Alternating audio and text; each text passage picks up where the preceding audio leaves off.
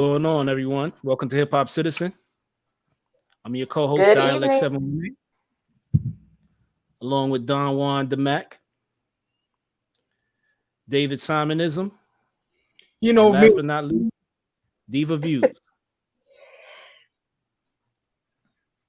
what's going on, guys? It's been a slow week. Yeah, I But mean, it's finally Friday. yeah, it's been moving fast for me.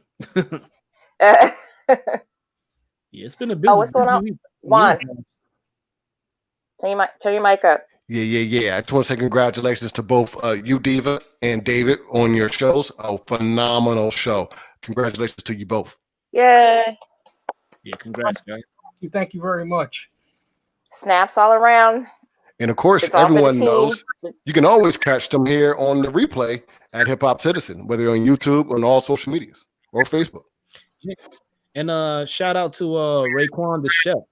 Tomorrow's actually 25th anniversary of Only Built for Cuban Links. And tonight he hosted a special Instagram live where he interviewed people like the RZA, Steve Rifkin, Ghostface Killer, Fat Joe, and a couple of other people about Only Built for Cuban Links, the classic hip hop album. So that was pretty good. We had it up live on Hiphopcitizen. So you can always tune in after the show and check out that live stream. No doubt I think about that. I think it went well. I'm sure people want to hear from the. Yeah, I mean, that was a classic album, man, that Purple Tape. But I guess he wanted to get it out the way now rather than do it tomorrow. So, because the anniversary is actually tomorrow, so it won't be in our hip hop anniversaries until next week. Yeah. What about Raycon, though? He looked like he was on the juice a little bit tonight, though. Hey, man, he was celebrating. When you're celebrating, you're allowed to take a drink or two. Speaking of celebration, give a shout out to Architect 7. I think he's out on another hike. We're gonna hold it down for you, brother. Yeah, shout out to Architect. Yes. Please be careful, Architect, and come back soon. And David Simon come back too. So we're gonna jump It's live, folks. Yeah, we're gonna jump right into hip hop album anniversaries for this week. So the first album we have is the debut album from 2 Live Crew celebrating the anniversary, and the name of this album was 2 Live Crew Is What We Are. What do you guys remember about this crew? The controversy. I don't know if that's the first one that I remember. Is this the first one with the? I think the one you're talking about probably might be the second one where they had second one. the one that took him to the Supreme Court. Yeah. That's the one that actually got the parental advisory stickers put on all these albums. Yo, talk about icons right there. 2 Live Crew, a real icon. They changed the game for real. Yeah. There's no denying that. When I listened to that second album, they actually had a track on there, which was like an interlude where they were going at like MC Shan. I guess he was talking about how like their style of rap was corny. So Luke kind of went at them. But you got to remember, though, back in hip hop back then, if you didn't come out of New York, that shit was considered whack no matter what. I don't think that was the case. I just think what they were doing in Miami and in Georgia and some other parts of the South, it was called like bass music. That's right. So it had a different sound. It was like rap, but it was more like dance music.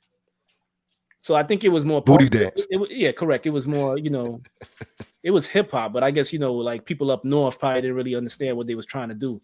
Because you had groups like the Ghetto Boys who were trying to be like, they had more like an East Coast style of rap. The same thing with Ice-T and NWA. Yeah, but shout out to them, man. They're trendsetters. Luke Skywalker, Mellow Man Ace. Forgot the other cat's name, but I know he's from Rochester, New York. But shout out to 2 Live Crew. Big shout out to 2 Live. Uncle Luke. And celebrating the album anniversary is the Beastie Boys. They're I believe this is their 4th album, Paul's Boutique. Okay. Not even gonna try to name any tracks off of that. I wasn't Beastie Boys. Shout out to Micah Mitchell, first one in the chat. Mm-hmm. Yeah, he acknowledged Dave is clean shaven like a baby's behind. What's going on, Micah? Yeah. Next we have Bone Thugs and Harmony celebrating an album anniversary. East 1999 Eternal. This was their second album. And this was the one with the classic joints on it. First of the Month, Crossroads. Yeah. So Juan, they're from your neck of the woods, man. What do you remember about these cats? Well, at the time, I was on the East Coast in the DC area, but yeah, you know what I'm saying? It was representing the Buckeye State. Shout out to my Ohio people out there. But yeah, I was glad to see them rep the Buckeye State. You know what I'm saying? Since the Ohio players, we hadn't had anybody big come out of Ohio since Steve Harvey. Yeah, one thing I remember about this group is that they had a unique style, but they had such a unique style that it was hard to emulate. Like, you never heard anybody else come out and rap like Bone Thugs and Harmony, because I guess they were just a hard crew to imitate. What about Migos? I don't think they're like Bone Thugs and Harmony because they do so much. They sing, they rap fast, they have multi-syllable rhyme schemes. It was just they were like a super creative crew to me. Shout out to DJ Lynch. Yeah, shout out to Bone Thugs and Harmony. Yep. And Pharrell is celebrating the album anniversary. This is his debut solo album, Pharrell in My Mind. Yes. Yeah. Shout out to East Coast. Pharrell was popping by then, right? What's that? By the time this album came out, he had already produced Khalees and a whole bunch of other people, right? Yeah, and I think the first single on this was what, Frontin'? I think so. Yeah, it had featuring Jay-Z. I like the image. It looks just like Pharrell, the nose and everything. Yeah, Dave, was Jay-Z on that song, Frontin'? Yeah, that was the only reason why it was a hot song, in my opinion. Okay, I thought. No, this is when he was stepping away from the Neptunes, putting VA on. Everybody was coming out of that town at Hampton Roads, like that part, Newport News. Yeah, so it was all about him. Bad news. He started to become a singer. Shout out to Pharrell. Yep. Next album right here, we have Eric B. and Rakim released their second album, Follow the Leader. This was a good follow-up to Paid in Full, I think. Yeah. Follow the Leader. Yeah, that shit was dope. Yeah, shout out to Eric B. and Rakim, pioneers. And celebrating anniversary, Fat Joe the Gangster. I guess that's what he went by back in the day, Fat Joe the Gangster. His debut album, Represent. How original. You got a flow, Joe. Yeah. Listen, that song has some of the hardest drums on it, man. And back then I always thought Fat Joe had like a simple rhyme scheme, but it did the trick. Bust it, check it, watch how I wreck it, Yeah. But he still did his thing, man. Yo, mad respect to Fat Joe. He's one of the only MCs that I could say that's still relevant from 20, 30 years ago. You know what I'm saying? He's still out there. You can catch Fat Joe anywhere. Yeah, and he introduced the world to some great MCs, especially one of the greatest, I think, Big Pun. Yeah, he put him on. Mm-hmm. Another group celebrating anniversary, the Hot Boys. Lil Wayne. Released featuring the Big Timers, which is just Baby and Manny Fresh. Oh, okay. Was, Guerrilla Warfare. This was their second album. Wait, you said featuring? You mean it didn't include Lil Wayne at the time? No, featuring Big Timers. Oh, featuring. Big Timers are Baby and Manny Fresh. Got it. Look how young Lil Wayne was. They had the lyrical classic "House Real Big, Car Real Big," with those hip hop quotables in there. How old you think Lil Wayne was in this photo? He had been like 15 years old. Yeah, he was at the most. Yeah, and I think he was a dad around that time too. Michael Mitchell in the chat room says garbage. Garbage. Oh man. Hey, listen, let's talk about that though. For real talk, man. I mean, who among us didn't think that the Hot Boys wasn't garbage? I mean, if we grew up on the East Coast, now I understand they was repping in Louisiana. Yo, I like right, the bling bling. There you go, Erica. The bling bling. They invented the bling bling thing. Listen. No, they had the song Hot Boys. BG had a couple of solo joints they had was dope. BG had that song Cash Money is an Army, Better Yet a Navy. That was hot. Then you had Turk had a joint to Send Me Lil Wody. That joint was fire. They had some tracks, man. I thought they were hot, man. I remember saying that the only one on that squad that is dope is the little kid, Lil Wayne. And I do remember saying that. Juvenile was dope too, man. Don't forget Juvenile. Juvenile had hit. Again, David? You were the only one screaming Lil Wayne's fame at that time. At that time, yeah. A lot of people were telling me that you crazy. People telling me you crazy, but Lil Wayne turned out to be the freaking biggest star. Yeah. I know nobody saw that coming. Yeah, shout out to John Harp. He said great CD. Next group celebrating their album anniversary, EPMD, Business Never Personal. This is their fourth album. Good one. Yeah. Yeah, I liked all the APMD. That was my joint. Listen, man, they never disappoint, man. Yeah. And UGK celebrating the album anniversary. I think this was their 4th album, Riding Dirty. Is this before what was that kid name that made this song famous? Chameleon. Yeah, Chameleonaire. Yeah, you have to ask Don Juan about it. Nah, I think this had to be before Chameleonaire because this was in the 90s. Yeah. Okay. Yeah. Nah, John, we ain't sleeping on Cash Money. I slept on Cash Money, John. I ain't gonna lie. I ain't gonna front. Like I said, I thought Lil Wayne was tight, but that's it. Nah, shout out to Cash Money. I respected them as a crew, man. I thought they were dope. Yeah, I'm still out on that. I still don't think they're dope. Yeah, and, this group is celebrating 2 album anniversaries. This is their 3rd album, Bone Thugs and Harmony, The Art of War. I think this is the album that had that joint, the collaboration they did with Tupac. I don't remember that song. I'm struggling. I don't remember it either. With Tupac? You need to check out that joint. Was that posthumous or what? When Tupac was alive? I believe it was posthumous, but Tupac recorded it obviously before. Got it. He didn't come out of the grave and drop a joint. No. That's damn shame. Okay. Celebrating. Leaders of a New School. Leaders of a New School, their debut album.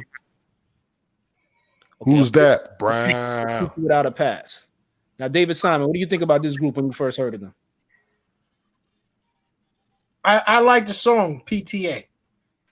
PTA, Zone Coaster, Sob Story was a hot one. Sob Story, yeah, at least Sob Story. I thought Busta Rhymes was a star early. I thought Charlie Brown would be the star. I ain't heard from Charlie Brown since. Nah, Busta Rhymes is when he came out in PTA. Busta Rhymes, the mighty infamous, always misbehaving and mischievous, causing aggravation. I never pause, pushing out spitballs and plastic straws. I was like, yo, this guy's going places. Go ahead, then when he did that scenario joint, I was like, it was a wrap. Yep. Like this guy's gonna have a long career, man. Yeah, people told me about Busta, but I wasn't feeling Busta back then. I thought Charlie Brown was the dude. Do you know who he went to school? Light skinned guys got to stick together. I know what you're thinking. You always roll with the light skinned cat. Celebrating the album anniversary. A Tribe Called Quest released their 4th album, Beats, Rhymes, and Life. You know, this joint had the collaboration with Faith Evans, Stressed Out. Oh, I don't remember that one. You don't remember that joint? I thought this was a classic. This turned out to be a classic for them, didn't it? Because I remember Beats and Rhymes. That's a signature hit for them. Yeah, this is a dope album. I mean, all Tribe Called Quest stuff is dope. Right. Right. So that's it for album anniversaries. Okay. Yeah, I agree. Black classic. Sound of the Zika, says Gary. I'm jumping to hip hop. Oh, what's up, Gary Cisniski? Beth Zeta, everybody coming in. I can't forget about Sound of the Zekas, man. That was a great posse cut right there. What's why I feel that one is always too. Oh, I thought he was talking about my haircut. It's not a Zeke, man. It actually looks good on you, man. I think you could just go in there and pretend to be an attorney, man. You go into a courtroom, man, defend somebody, get them off or something. I was gonna say you can go to the cheese house at Chuck E. Cheese. You're far too kind, dialect. Yeah, you look like a young Smokey Robinson, man. In that video, you think I didn't get that gang banging? Nah, I said a young Smokey Robinson. Man. Tracks in my tears, Smokey Robinson, man. Oh, okay, all right. That's a compliment, man. You got. He's trying to give you a compliment. Okay. No, please don't. We've talked about this. All right, celebrating a birthday. We got Uncle Murda celebrates a birthday this week. That's a young picture of Uncle Murda. He don't look that young these days. 41. Oh wow. And this the other guy celebrating a birthday, man. One of the hottest new rappers out, man. That's right. West Side Gun. Look, real talk, everyone. You know what I'm saying? We was featuring West Side Gun before they got the deal with Eminem and I think Jay-Z. They signed with either Eminem and Jay-Z, right? Both of the brothers. You're who we should blame. For West Side? Come on, West Side is hot. Yo, Ghostface and Raekwon were talking tonight. And he said, yo, man, we influenced so many cats. He's like, yo, them Griselda cats? He like, them dudes is hot. Yeah. So, you know, if Ghostface is giving them the cosign and Raekwon is giving them the cosign, they got to be some great artists. Yep. John Hart says David looks like Kenny Edmonds. Let me tell you something. Oh, wow. Stevie Wonder. You don't want to be a person that's left off of the boat. You understand what I'm saying? It's not a good look. And so nobody wants to tell the truth about these guys because everybody else is saying, if the entire world is saying that they nice, you don't want to be the person that says they don't. Me, I'm going by my musical judgment. So I'm telling you, they're not nice. That's your opinion. That's your opinion. Wow. Next birthday. He said what he said. We got who's this? Eddie Murphy? No, That's Tootie Booty Shooty. Tory Lane. This is celebrating a birthday. Yeah. Get his face off the screen. Somebody says he's a wanted man. I hear he's a wanted man these days. You know, you can't mess with American women and get away with that and live and go to another country. Another cat celebrating a birthday. Do you guys remember this guy? I remember punching somebody in the face on stage. Because I got high. Yeah, Afro Man celebrates a birthday. Afro Man, oh my goodness. Yeah. Soldier Boy celebrates a birthday this week. Drake. Yeah, you guys. The classic memes. Yo, how old is he? Is he in his 30s or he's still in his 20s? I believe he's still in his 20s, probably like 28. Also celebrating a birthday, we got DJ Crush, DJ out of Japan. Made some great tapes back in the day. Shout out to Japan. Okay, let me see who knows this guy right here. Is R.A. Classic Man, the guy who sings Classic Man. No, this is one half of Gnarls Barkley, man. Danger Mouse. Oh, I never That's knew Danger the guy was Gnarls Barkley. Danger Mouse, man. You know, put out some classic hip hop albums with MF Doom and Gemini, the Gifted One. Then he tagged up with CeeLo Green to form on Gnarls Barkley. He's the guy. Okay. He's the guy that wears the mouse head. Correct. Oh. And also, Never knew. this is not celebrating a birthday, but she would have been 50 years old this week. MC Trouble. Oh, girl, rest in peace. Yeah, she passed away in 1991. Like right at the peak of her career, she had a seizure. Oh wow. Oh my goodness. Yeah. God bless. Celebrating a birthday this week. Not Minnesota MC, I'm sorry. Brother Ali, I forgot where he's from, but I think it's Wyoming. Oh, okay. Kanye's producing his next album. We got one of Dave's favorite rappers up and coming. Lil Uzi Vert for the birthday. Who's that? Lil Uzi Vert. Little Uzi Vert. I was gonna say Little Yachty. Okay, I got confused. Yeah. One of the littles. Yeah, and this week, we lost founding member of the Roots, Malik B. He passed away a couple of days ago at the age of 47. And you know what, Dialect? I think if anything like that occurs during a recording of my show, like that it happened this week, you could just come in, just appear on the screen and say, David, breaking news. You understand? Because I don't think I handled that situation in its right respect. Yeah, just want to say rest in peace, Malik B. And I don't know if you guys remember him, but he's one of the founding members. Him, Black Thought, and Questlove actually formed the Roots back in like the late 80s, early 90s when they were in school, and he was on the first 4 albums. So I remember those first albums before they became big with You Got Me. And Malik B and Black Thought would always trade bars back and forth, and was a dope MC, man. So he will be missed. Twin Breeze, welcome to the chat. We want to thank everybody for tuning in now that everybody's come in, and thank you for tuning in to Hiphopcitizen. This is a live stream social media platform. We're on all streams. We're on Facebook, YouTube, Periscope, and Twitch. We're trying to build our audience, so please like the page, follow where you can. Welcome or welcome back. We want to thank our usual suspects for rocking with us. Make sure that you subscribe. We're on YouTube, where we need that subscriber count to go up. Twitch, friend us and follow us. We're on all social media. You can catch us anytime. This is live stream, so make sure that you also line up to call in. We're going to have a guest coming on in just a minute to have a discussion, and we hope that you guys will stick with us to participate in Friday Night Live. So, gentlemen, what are we getting into next? I know Don Juan is having some technical difficulties. It's live, folks. I guess we could jump into our guest. He's in the green room. So, Dave, you good? Yeah, just let us know if you're ready to jump on. Turn your camera on. All right, so ladies and gentlemen, we're going to check on our guest and see if they are ready to put down their glass of blueberry punch in the green room and come on to talk to y'all. All right, I'll bring him on right now. Hello, everyone. My name is Anthony. How y'all doing? Doing good. How you doing? Hey, It's good to meet you, ladies and gentlemen. Welcome to Hip Hop Citizen. This is Anthony D Bryant. He is the Outreach and Engagement Associate at The Tribe. I hope I'm pronouncing that right. It is a digital magazine based in Chicago. And they have a great digital media platform. Reading some notes here, they are showcasing innovative content to reshape the narrative of Black Chicago. They have original works in journalism and documentary, creative writing and video. Their website, we're going to try to put the banner on the screen, but you definitely want to check out thetribe2eyes.com and give them some love. So, ladies and gentlemen, welcome Anthony D. Bryant. Sir, how are you tonight? I'm doing beautiful.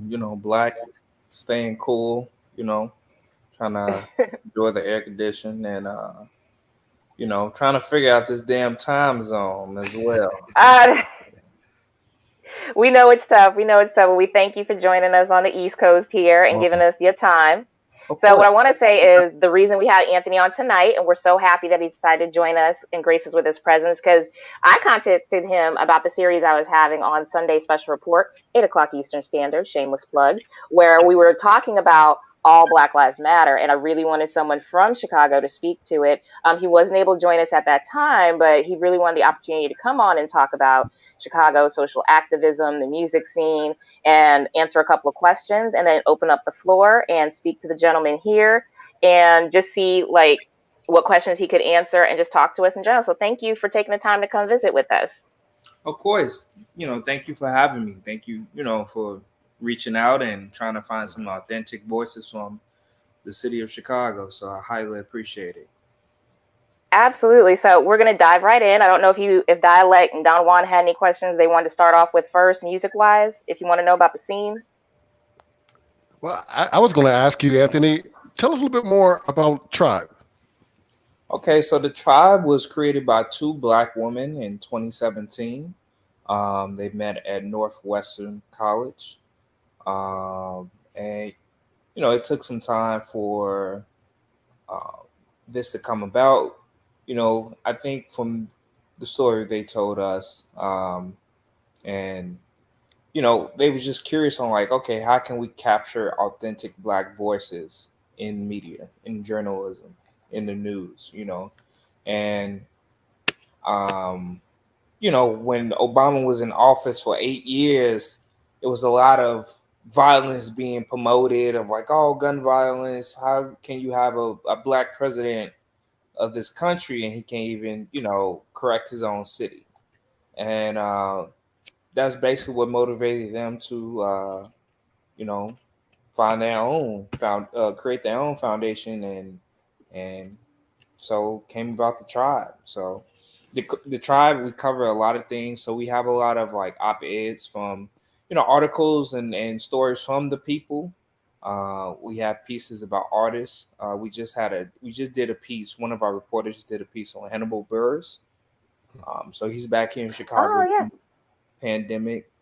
So just talking about what he's up to and how's life going for him and things like that. So, yeah, we cover a lot of stuff with book releases, artists, politics, activism, education.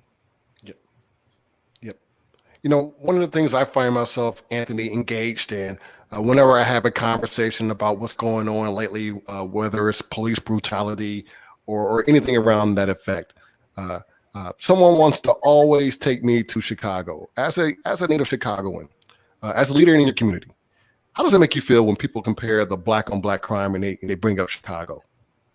Oh man, I mean, I think I take this personal perspective when people ask that. Not your question, but just people ask about bring up Black on Black. Are they asking about it to know more and to understand? Are they asking more to, to criticize? Or they're asking to to see if the people know what they're talking about? And I think when it comes to Black on Black crime in Chicago, it's used as an example of oh, well, how can you fight for Black lives if people in Chicago are killing each other, And I don't know if that's on an international platform as well. Hopefully Black people in the UK don't have to, answer to Black Chicago. But it's I hope not. Right?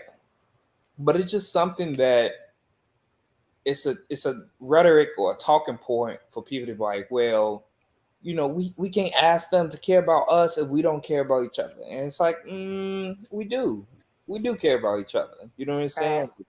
We got black family members, we got black friends, black partners. Um, like we know that people in our own community have a higher chance of dealing with us, you know what I'm saying, on all levels, whether it's education, a personal level, professional level. Like we live in the same proximity of each other. So if one black neighbor isn't taken care of, then that's the issue that we find to try to take care of and address. How do you think the efforts are going on a grassroots level to work on community issues? Like defund police is about taking part of their resources and putting it back into the community to work on individual issues or issues that are the root cause of a lot of the crimes that may come up. So how do you think things are going? I think things are going, I think, people are making progress, but I think the people who are in positions of power can help this progress move faster. I believe progress is changing structures of, systemic racism. And, sometimes we may get caught up in the social justice or the redirecting of money. And those things are small victories, but, we need policy change. We need better voters' rights. We need to break down institutions of racism and rid ourselves of methods that polarize different communities.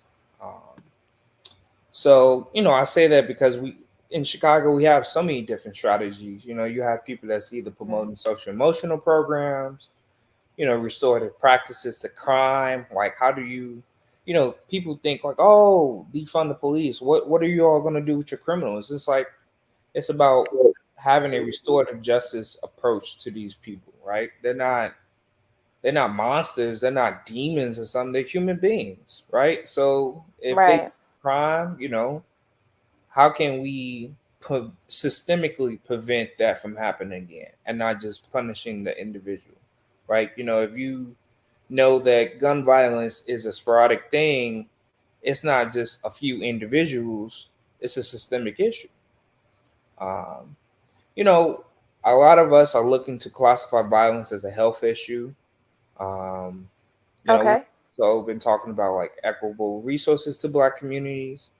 I think that's another thing I was talking about, like sometimes getting caught up in social justice. We always, oh, I want equality. No, we want equity. We want Thank you. the resources that we have not been able to have for hundreds of years, for decades in Black communities in Chicago to be in our possession.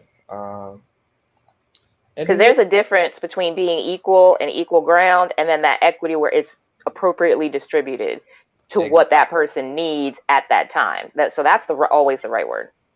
exactly, and just some other efforts of like decolonizing like our minds and the words we use and stuff like that. So you got plenty of organizations doing work. You have like BYP 100 Chicago chapters, Black Lives Matter Chicago, New Era Chicago, the Workers Center for Racial Justice, Perot, Illinois, Let Us Believe Collective, Social Change, My Black, My Hood, My City, Yeah. Brave Space Alliance. Like there's plenty of organizations that's doing the work, and we're not even talking about the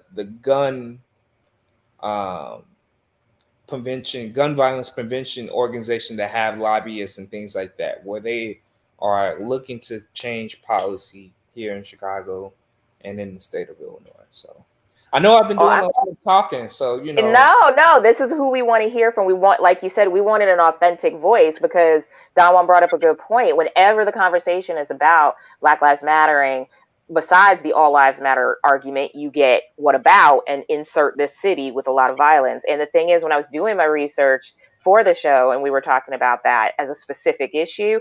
The research I found when I looked on the trace, when I went into FBI statistics, Chicago's not even in the top 10 most violent cities. The number one murder capital as of 2018 was St. Louis, I believe Missouri. So we can't always speak to that. You have to be more nuanced in that conversation than just throwing out Chicago and thinking that ends any effort to think about Black Lives Mattering. So I'm glad to hear from somebody on the ground. Oh, and I agree, Anthony. And I think you raised also a good point too, right? When someone counters you and say, "What about Chicago?" You got to really question what is their intent when they say that. Because I think you're right, Anthony. I think you hit the nail on the head there. It's almost as if there's some type of a vitriol that I'm supposed to respond to, as if I'm indicative of everyone in Chicago. And I'm glad you pointed out some community organizations, and we can get the banner up for shouting out their magazine again. Ladies and gentlemen, we're talking to Anthony D Bryant. He is the Outreach and Engagement Associate for the digital magazine in Chicago, The Tribe. We want y'all to give them some love, check them out on the platform, follow them on their social media, and make sure you check them out if you're looking for real, authentic voices talking about what's going on in Chicago. What are some other organizations that maybe you'd like the audience to know about? We have a couple of fans from Chicago. I liked Asada's Daughters. I looked them up. 100 Black Men Chicago. Mm-hmm. There was another one I saw. Was it My Block, My Hood, My City? My Block, My Hood, My City. I really enjoyed that they were the ones that were on the ground doing the work. You can turn to them and you can see exactly what they're doing. Right. And a lot of these organizations, it's either the founder or the owner is a Black person from Chicago. So it's just like, we're out here, we're about we're collaborating with, we're coordinating more than just protesters and marches. Like we're having discussions, we're talking to people in public office. We're talking to people who's investing in different areas. How do we change the structure? Oh, great. We have a great question from Gary, one of our usual suspects. He's asking, Anthony, how do we change the structure of low-income communities by getting rid of liquor stores, gun shops, and drug spots? Wow, that speaks to a lot of issues. The first thing that pops out to me is redlining, but the question's for you. Yeah, I mean, definitely redlining. There's a book, I think, based on Chicago called The Color of Law, I think. I think so. Yeah, and it talks about redlining and redistricting of neighborhoods and stuff like that. To get rid of those things, right? Black people don't own those things in our community. We don't own a gun shop. We don't own a liquor store. We don't own the convenience stores. So it's just like, do you want us to get rid of it peacefully, or do you want us to get rid of it like, the way some organizations do? So right, yeah, organizations out there, but they're very straight up, like, hey, we saw what you did to this Black woman. You all got to leave the community, right? Right. Right. We have aldermen. We have 50 aldermen. I think the city of Chicago is the only big city with like 50 aldermen. So that means that 50 wards. And 50 different communities that need, that have similar issues, but how they address it is different. So, right. So you talk to your alderman, be like, hey, can we make use of this empty lot or this empty building? You know what I'm saying? And then, with politics in Chicago, has to go through the mayor. People have to do stuff like that. So I think it's interesting that is the thing that people think of and attribute to a low income neighborhood. Like that's the thing that pops out. There's the spots, there's the bodega on the corner, like you said, not owned by us. We might have a couple of barbershops in the neighborhood, but that's it. And if we're not allowed to take out those loans, if we're not allowed to lease that space, how are we supposed to change the face of the neighborhood? Or even, having that financial literacy to be able to pay back those loans, right? Yeah. Or having the credit score to even get a loan, and those are all systemic issues that we deal with, and, barriers, like constant barriers, right? Right. You have the numbers and we may have the resume, and then when you see the person on an interview, it's just like, oh, you're Black. It's like, you know, like Yeah. If you can that's get past the name bias, yeah. So I mean, that's a part of it too, and I think it's why we wanted to talk to someone from Chicago. And ladies and gentlemen, we're having a discussion with Anthony D Bryant. He's a social activist and member of the staff at the Tribe. And John Harp also has a question for you. It says, visited Chicago once. What stood out to me was the absence of people of color in ownership and leadership positions in the downtown area, in quotes. Is that my oversight or a part of the problem? that is definitely part of the problem. That deals with gentrification. That deals with pushing poor people out of the community. You know, we had a lot of different projects around downtown Chicago. We had Cabrini Green. If you Oh all yeah. are a fan of Jordan Peele, you know, he got a movie coming out called Candyman that's based on the Cabrini Green neighborhood, right? You know, that was a Oh yeah. you know, and unfortunately, the that been tore down and it's been gentrified. So, you know, Yeah. I think from the trailer I saw, I think Jordan Peele is going to capture that of the gentrification that happened in Cabrini Green, right? You got you literally has white buildings in the neighborhood. You know what I'm saying? Like don't get me wrong, they're nicely put together, but it's like that's not the people who came from this neighborhood. Mr. David Simonism is back on the screen joining us, folks. This is live. And David, this is Anthony Bryant. Did you have any questions for Mr. Bryant? Well, I apologize. I'm having some sort of glow, and I didn't want an orange glow, so I've been struggling with that. What made you guys decide to go digital with your publication? So yeah, I can speak to a little bit about that. So the black women who created it, Morgan Johnson and Tiffany Warden, they knew that the black narrative was missing from, you know, Chicago news and how Chicago was looked at internationally, and they decided to just create their own, you know, media news company. And from there, you know, it's just been picking up momentum. So it was founded officially off the ground like 2017, and I've just been recently a staff person here, but I follow their work for like a couple of years or so. But you know, they've done beautiful work. Most of their stories are either from the people. They do pieces about the culture, so whether that's the art scene or um, just you know what's going on with the just any type of entertainment in Chicago. So we just did a piece on Hannibal Burrs because he's back here in Chicago now. So they just did a personal piece on him and what he's doing during the pandemic and things like that. You know, I saw that he wanted to do a footworking movie. So you know, we got a lot of footworkers here in Chicago. So Oh, what's that? footworking, oh man, no What? footworking is it's just a dance. We definitely got to show y'all some videos. I'm trying to think of what's a Oh, okay. Dialect, you know what it is? Is that like what R. Kelly did with "Step in the Name of Love"? Kind of. no, that's stepping. That's stepping. Okay. Is that... Okay. teach us, because we don't know. No, it's all good. It's all good. I'm trying to think of how to compare it. Dang. Footworking is basically like fast feet moving. And Okay, we're gonna have to try to find something. yeah. It's coordinated dancing and things like that. So Okay. I got a homie called Mad Dog, who footworks, and they did a video on Halloween. So they dressed up as like Freddy Krueger, Jason, Michael Myers, Chucky, and they was in the middle of the street downtown footworking. So Oh my there's a goodness. video of it on YouTube. Oh, we'll have to find out for the clip show. Yeah, definitely. But I think with Chicago and that cultural piece, right? You know, Black Joy is a part of like how what our efforts will look like.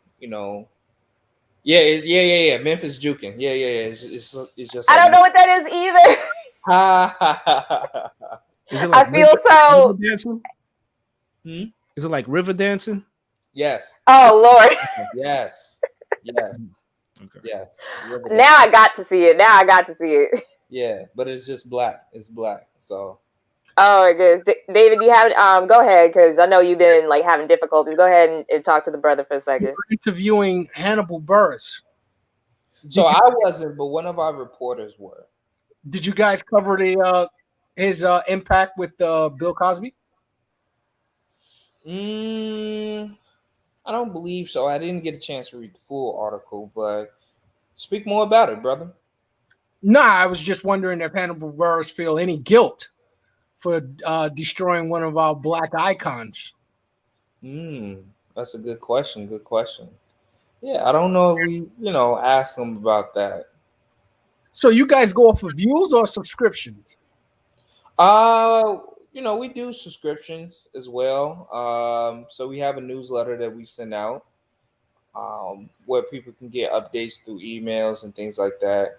And then, speaking of views, we actually held a panel this past Tuesday that I coordinated with talking about gun violence in Chicago. So it was called the Tribe Tuesday. We usually have it like once a month, at the end of the month, and different subjects. So last month we had it about cannabis equity here in Chicago.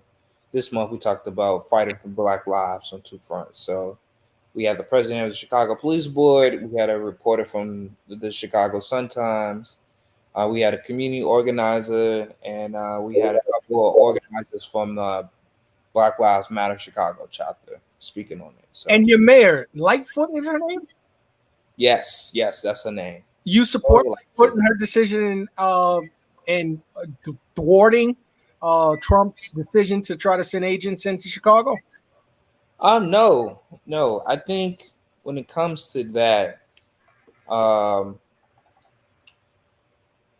think it's just unfortunate that we have a mayor who, within the Chicago spotlight, she tries to seem like she's a hard-fisted person, and not try, but she is. You know what I'm saying? She tries to gain power, and then sometimes with national spotlight, it's just like, oh, she's soft-spoken, but a lot of people in Chicago actually don't support Lori Lightfoot. I think it's one of those things that's like all skin folk ain't your kinfolk. So. Oh. So it's interesting how she is a what is the term that I'm looking for when a person is out of the closet? She's a black LGBT member. Yes, yes, and she was the first one to be elected out of the closet LGBT. For a major city, right? And Chicago should be commended for that, because it showed that you guys didn't care about sexuality, where in most states of this country that's still like a taboo situation. And now you're telling and race is still too. Like Illinois hasn't had a black governor before in the history of its 202 years. Like, I think the first black anything is an offense to not only us but our country. Our lack of progress in this country. So, church. Rob Goyevich wasn't black. He was as black as Bill Clinton. His cellmate was. Okay. Is he able to run for senator again? I don't think so. He's a felon. Well, he got pardoned by Trump, I believe. He did get pardoned, I think. Yeah, I saw one of his press conference on CNN, how he was trying to promote, we need to change criminal justice. Oh, now he wants to change it. Okay. Right. You was in a position of power once, and you could have changed it, and you didn't. So I want to talk about some of Chicago's favorite sons, and are they still recognized as favorite sons? For instance, Barack Obama, is he welcomed in Chicago still? I think there's a divide, right? There's people who love Barack Obama to death. Anytime he's seen or any words he speak of, they love it. I think there are people who like, hey, like this was just a blackface on, neoliberal, neo-capitalist president. So, you have that divide. I've talked to people in both communities about like topics of like the most deportation under Barack Obama. He's saying the most people being attacked by drones under Barack Yeah. Obama.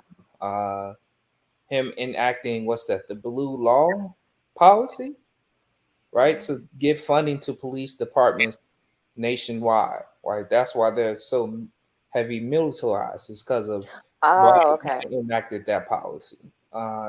So you have people that's like, hey, like we're aware of what his voting history or the bills and policies that he's passed. So How about Kanye West? Kanye, oh my God. Is he still a son of Chicago, or did you guys give him up for adoption? What's that? What's Cardi B husband name again? Is it Quavo? Offset. Yes. What did he say in one of his songs? Say we love you, Kanye. We love you, but he be doing some crazy things and saying some crazy. I think it's all about fully listening to what Kanye has to say. I know for me, I watched his interview with Charlemagne the God, like the full interview, and some of the stuff he was saying was making sense. Like, hey, black people need to have their own cities. Like, we need to fund our own cities. We need to, create our own images and materials that we engage in and things like that. So, is that racist? huh? To say? Is that a racist thing to say? I don't think it's racist to say, because we're not saying we're not putting up no whites allowed sign, right? You know what I'm saying? It's not like no other ethnicity can join us, but it's more so like black owned, black ran, black control, black influence type of power that needs to go about, because it's been lack, right? And I think that's what we talk about with equity as Right. well as diversification, right? People are like, oh, we want diversity. No, we want diversification. Diversification means we're gonna change who the leaders are versus just we're gonna change who's included. Yeah, I was just going to add, sorry, Dave. I was just going to add there, I live in Texas, and Texas politics is, like I said, it's the number one thing that comes to me when I engage in any type of Texas politics discussion. Chicago always comes up. So I just wanted to ask you, you have the Black Lives Matter flag proudly behind you, and I support Black Lives Matter. But is it racist for a Caucasian person to have a flag behind them on live stream and say White Lives Matter? Should we take offense to that? I mean, initially people would be offended. I think what's important is if they have any black friends or if they have any, friends, period, that's pretty conscious, they should talk to them about the history of like why White Lives Matter makes be seen as a racist motto, right? Why it's the same reason why we understand the racism behind Make America Great Again, right? Like, when was America great? So when was there a time where white people their life wasn't able to matter, right? Same thing, And I think when we look at the history of this country and individual cities and states, it's just like black people have always had to fight or be killed just for their lives to matter. So let's get personal. Oh Lord. Will you be voting for Joe Biden this coming election? For me personally, man, it's a tough decision, man. It's a tough it's hard, I think personally for me, I've been a victim of one of Joe Biden's policies. Not as an individual, but my father was incarcerated for a long time, so I wasn't able to build a relationship with him properly in my younger years. And I think when we ask people, is it Biden or is it Trump? It's like you choosing one racist over the other racist, or one sex offender over the other sex offender, right? Well, I wouldn't say offender, but Creep, yeah, creeper. you know what I'm saying? He Like people, smells people. He touches people. yeah, just done something sexually inappropriate towards women. So it's just like, when you ask, black people, like, oh well, if you're not voting for Biden, it's a vote for Trump. And it's just like, let's open that narrative a lot more, right? Because civic engagement isn't just voting. That's the bare minimum. And I think black people have expressed their civic engagement to the highest level, right? I would say black people have mastered it in this country, right? You protest, you march, you do sit-ins, you email your public officials countless times, you write them letters, you show up at their office, Yeah. you hold, conversations with them, right? You have sit down meetings, and that's also a part of civic engagement, right? So when uh, I'm not offended by your question, but when someone outside the culture asks me, is it Joe Biden or Donald Trump? It's just like, what have you done for our community? So do you express your disbelief in the two candidates to others? Like, do you preach to others to question who they're voting for in this coming election? No, I just let people, you know, like if people want to engage in that conversation, I speak on it, but I try not to like impose my perspective on people just because it's a free world, and I think information is free game. And if you want some facts from me, sure, I'll speak on it, but I'm not gonna say, oh, you're a fool for voting for Biden. It is what it is. I'm actually involved with an organization called Workers Center for Racial Justice, and back in, I want to say, back in March, early March, they held a event called Black Voices, Black Votes, and we discussed this. And I think when it comes to the support of Biden, there's a generational gap, right? You have the young people that's like, hell no, Joe Biden, and then you have some elderly people that's like, hey, like Joe Biden is my man. So Mm-hmm. and I think that's a part of why Or else this you don't have any other choice. right? Mm-hmm. John Harp had a question about Hey, education. He wanted to know if the at-risk schools that are in those neighborhoods, or if they're going to get the support they need. I guess opening back up is education in Chicago. Are there efforts to ensure at-risk neighborhood schools receive the support they need? So there are efforts. I think I said this earlier. It's all about like people in power making Yeah, progress on those efforts, right? yeah. You have 50 schools closed in Chicago, and is that fact? Susan Rice, who's Oh, hey, Tina C. You think he'll pick Susan Rice as his VP? He hasn't announced yet, has he? No, but he's supposed to this weekend. hopefully Oh, this weekend? Oh, okay. progressive. Hopefully, someone. I think Tina's supporting Susan Rice there, low key. Wow, that would be something. Yeah, definitely got to look into that. But no, no, no. Yeah, so that's efforts. I think I talked about one organization, Chicago Freedom Schools. So, schools that talk about like Black history and, educating, Black youth on, the truth and facts on history. They do a good job of being around.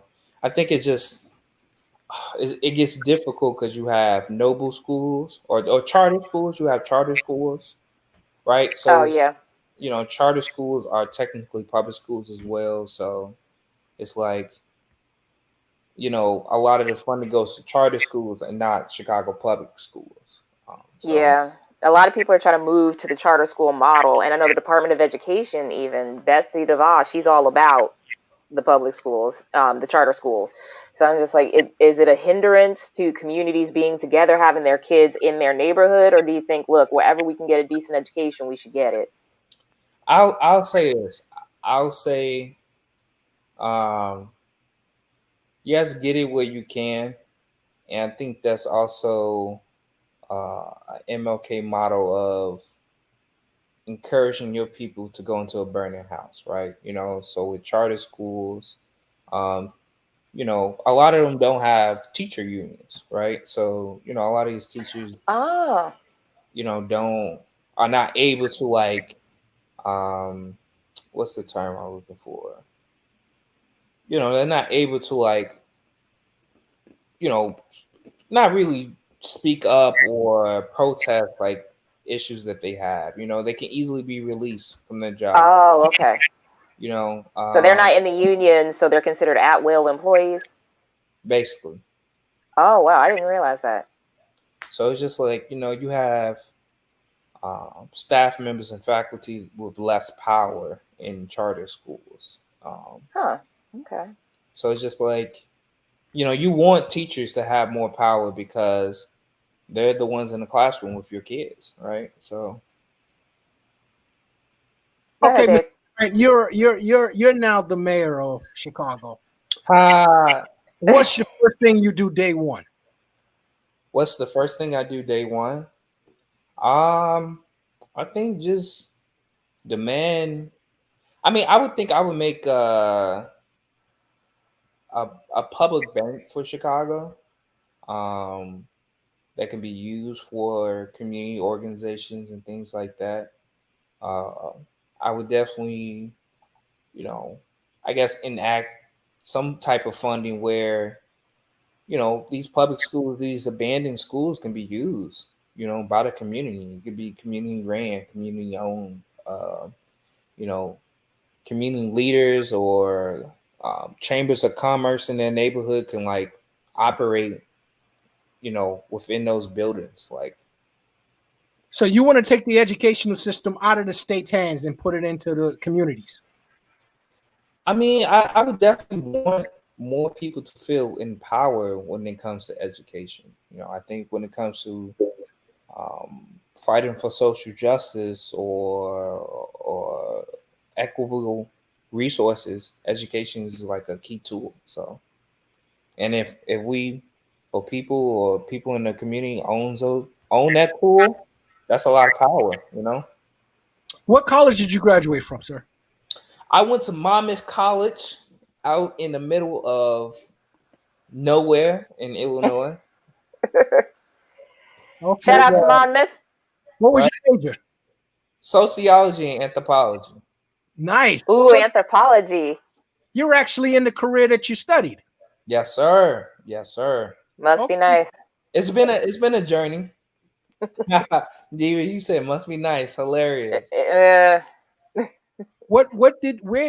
if you in the studies that you've done of Illinois, where will you say things have gone wrong? Where was the beginning of things going wrong awry? In Illinois? Yes. Oh my God. So funny thing, my last semester in college, I took a class called Cultures of Illinois. And basically talks about the history of Illinois. So Illinois was created in 1818. It became a state. Um, I was still in school at the time when I took the class, so it was the 200-year anniversary of the state.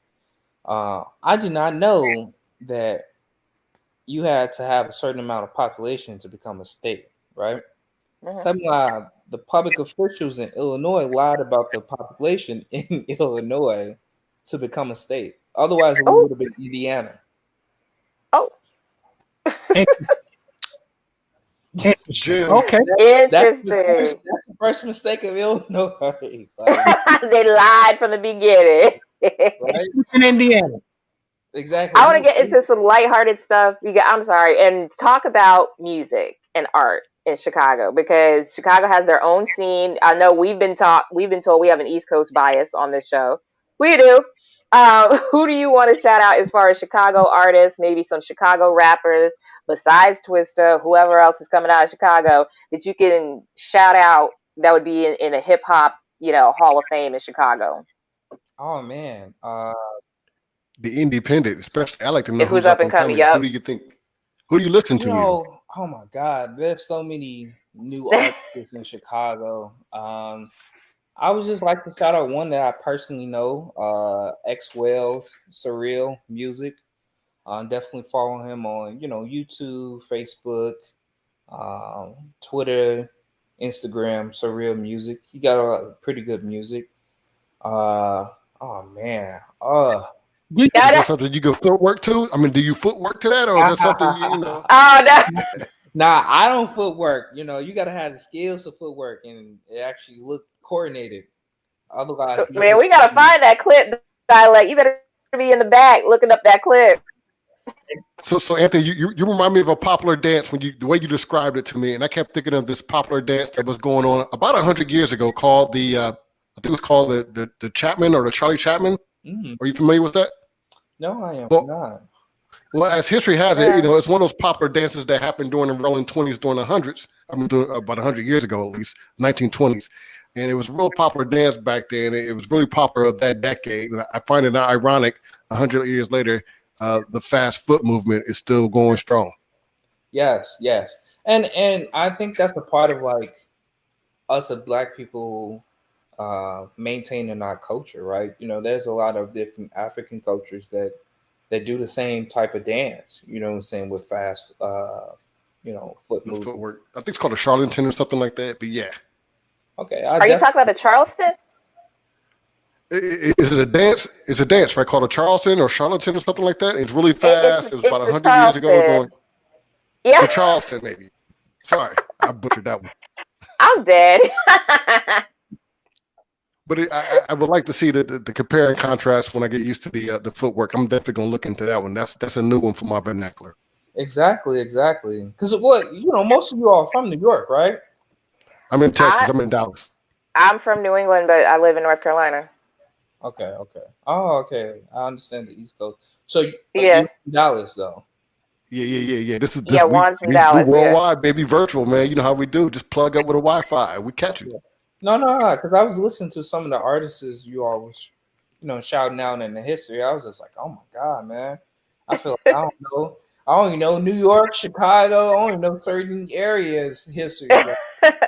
Well, yeah. Our producer, one of our producers' dialect. He's straight NYC for the most part. He claims. I know he's listening. I know he claims he's diverse musically, but I think he has a strong ear for East Coast music. Nothing else. I admit my East Coast bias. Okay, so I had this conversation with a friend. We was talking about like regions of music. I would definitely say I would put New York music number one, and I would put how can you not say Chicago? What's up? You gonna leave the Midwest out? You gonna have a lot of people mad at you. By the way, check the site out. By the way, I appreciate some of the videos where you actually trace some of the life stories of those affected by gun violence. A lot of people may not know this, but me too. I have been impacted by gun violence. I lost my brother to gun violence, and I know the pain that causes to a family. And I just think that for someone like myself who's been a part of that gun violence culture, if you will, I think it's it's awkward to say, but I actually find comfort in knowing that I'm not alone, and I appreciate you and the tribe for those type of videos that actually goes behind the family or with the family. Of course, and I give my condolences to you and your family. It's just unfortunate that you have to go on in this world without a loved one, right? And I think that's a part of like that. One of those efforts that we work on here in Chicago is the social emotional efforts. The restorative justice practice of like how can that person, someone like you, find healing and live your life, inspired by your brother. So I appreciate it. And I just want to let our viewers know as well. This is worldwide, by the way. You got a lot of followers from South Africa, all I can't even name the places, but all around the world. And I just think that this is one of those things that the tribe got the website right there, thetribe.com. I think that, no matter where you are, what happens in Chicago can also have meaning and healing for you out there in London, or whether you're in South Africa or Nairobi. Exactly. And it's so funny, what was it? It's funny because, when I walk outside, we all, so, I have a very protective mom, and she's like, oh, be safe, honey. Like, make sure you're good. And it's like, look, I've traveled the world. Like, anything, I can get shot in another country. You know what I'm saying? Like, that's. But you're still her baby, no matter where you go. Exactly. No, trust me, I understand that. I'm the youngest and the only boy, so see, I know I'm the baby for life. She wants to wrap you in bubble wrap. Exactly. She's gonna hate when I get married. So, Lord, with these the return of Major League Baseball, the return of NBA, the return of the NFL eventually in September, and they're all supporting the Black Lives Matter movement. Is the Black Lives Matter movement becoming commercialized? I was just thinking about that myself. I think there's a possibility that it could. I think we're seeing how it can be. And I think, I was just thinking to myself, because, I was just watching basketball games last night and tonight. I was just like, I'm not a capitalist, right? I am not a capitalist. I'm gonna say that. But I'm thinking, like, how can Black people make money from this, right? We have a lot of things that are commercialized, and it's just like, who's capitalizing off of it, right? Like, who has ownership of this Black Lives Matter? Who coined the term? So, anytime you use it, are you paying that person? You know what I'm saying? Like, so I think about those things. I think. Are you a socialist? Huh? If you're not a capitalist, are you a socialist? I believe, yes, I am. Interesting. I definitely believe in, like, shared resources and things like that, and equitable resources, and finance pools and things like that. But I'm not looking to make money from that commercialization, but how are people in our culture and our community gaining funds for that. I like, we talk about reparations, what I'm saying. I can let me jump to that point. We talk about reparations, and you see how our government was able to find money to send to people, find money to bail out airplanes, 3 trillion, right? Trillions. Mm-hmm. 3 trillion. Nike, what's that? Nike and Michael Jordan are giving what, 500 million? I don't know, 250 each. Yep, 200. Really? Over a period of time, 10 years, I believe. Yep. And to what? To organize and support the inner cities and some of the ills that are suffering this country, that are low I income. hadn't heard that. I call it campaign donations. I give you the money and you contribute back. Mm-hmm. So I hadn't heard about that part. Yeah, Michael Jordan finally getting up off some money, huh? Right. So you have, like, different companies that's doing that. Like, Adidas talking about, like, hey, we wouldn't be around if it wasn't for the Black community, right? Okay. True. How many Black executive people are in Adidas now? Thank you. Who's on the board? Who's in your C-suite? Who's the VP of Human Resources? Who is your diversity officer? Like, run me those numbers in your pool. And just don't show me your HR rep and say, look, there's the Black guy. You see, the number one issue is, in my opinion, is the fact that if they're going to start giving credit to what the African American community has done for this country, we were the ones that cut that tobacco that really supported a majority of this country. Forget the cotton. Cotton is dead. Tobacco was the big money maker, and we cut that, and we were slaves to that the tobacco fields, and we was never supported on that. In fact, we continue to support the tobacco fields because we're buying Newports and things like that.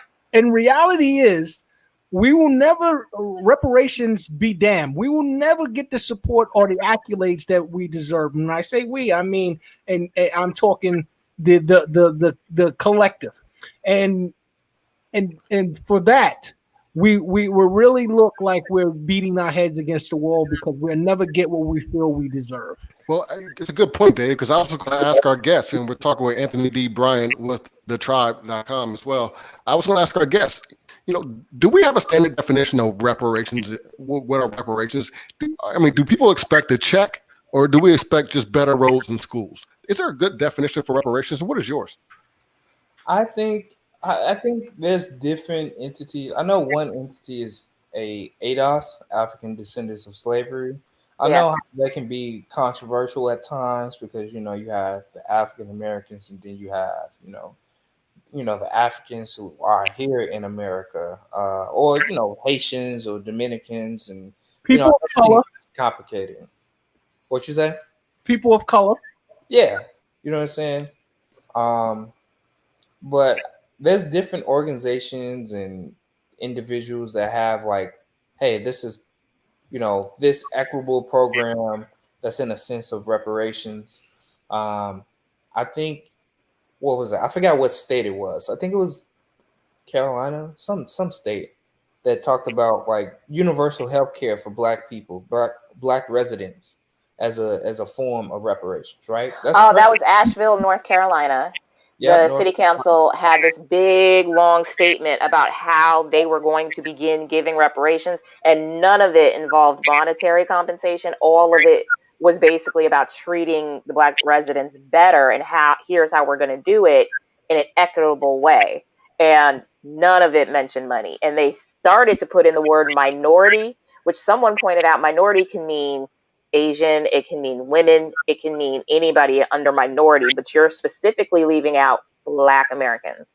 So that was Asheville, North Carolina. Yep. And then you have, I think Joe Biden talked about one of his policies being having students can go to HBCUs for free, and then the alumni having their debt erased, right? That's a form of reparations. You're trying hard not to cut a check. Yeah. How about 40 acres and a mule? That shit. Are you plowing 40 acres? Well, no. I can't. Well, don't get me started. That shit is. That part. It's 10 horses and 400 acres now. Lord. You're right, with interest, right? Technically, right. So we have Anthony D Bryant. He is the outreach and engagement associate with the digital online Black Chicago magazine, The Tribe. We have their website down there on the banner right now. We wanted you to show them some love. And before we let you go, because we're going to go ahead and wrap up, we want to touch on the music scene. And real quick, if you had to put on somebody, this is your opportunity to be like, you know what? My friend from 8th grade could really put down lyrics. Let me shout him out real quick. Who do you want us to look out for from Chicago? Yeah, definitely Surreal. Surreal music. So it's lyrics with an X spelled backwards. That's my homie. That's my fam. Definitely, I want to shout him out. I'll definitely love to, connect you all, and probably he'd be on the show or something like that. We would love that. Of course. And then, for me to capture the moment, you know what I'm saying? I'll put on some Chief Keef, you know what I'm saying? Love Sosa. Oh, that's right. Yeah, we don't like no snitch. Or what was it? We don't like no. Or Finito. You know what I'm saying? Got to put on Finito. You know what, Anthony? I'm glad you mentioned Chief Keef because we had a comment in the box there from John Harp, our dear friend out of Atlanta, Georgia.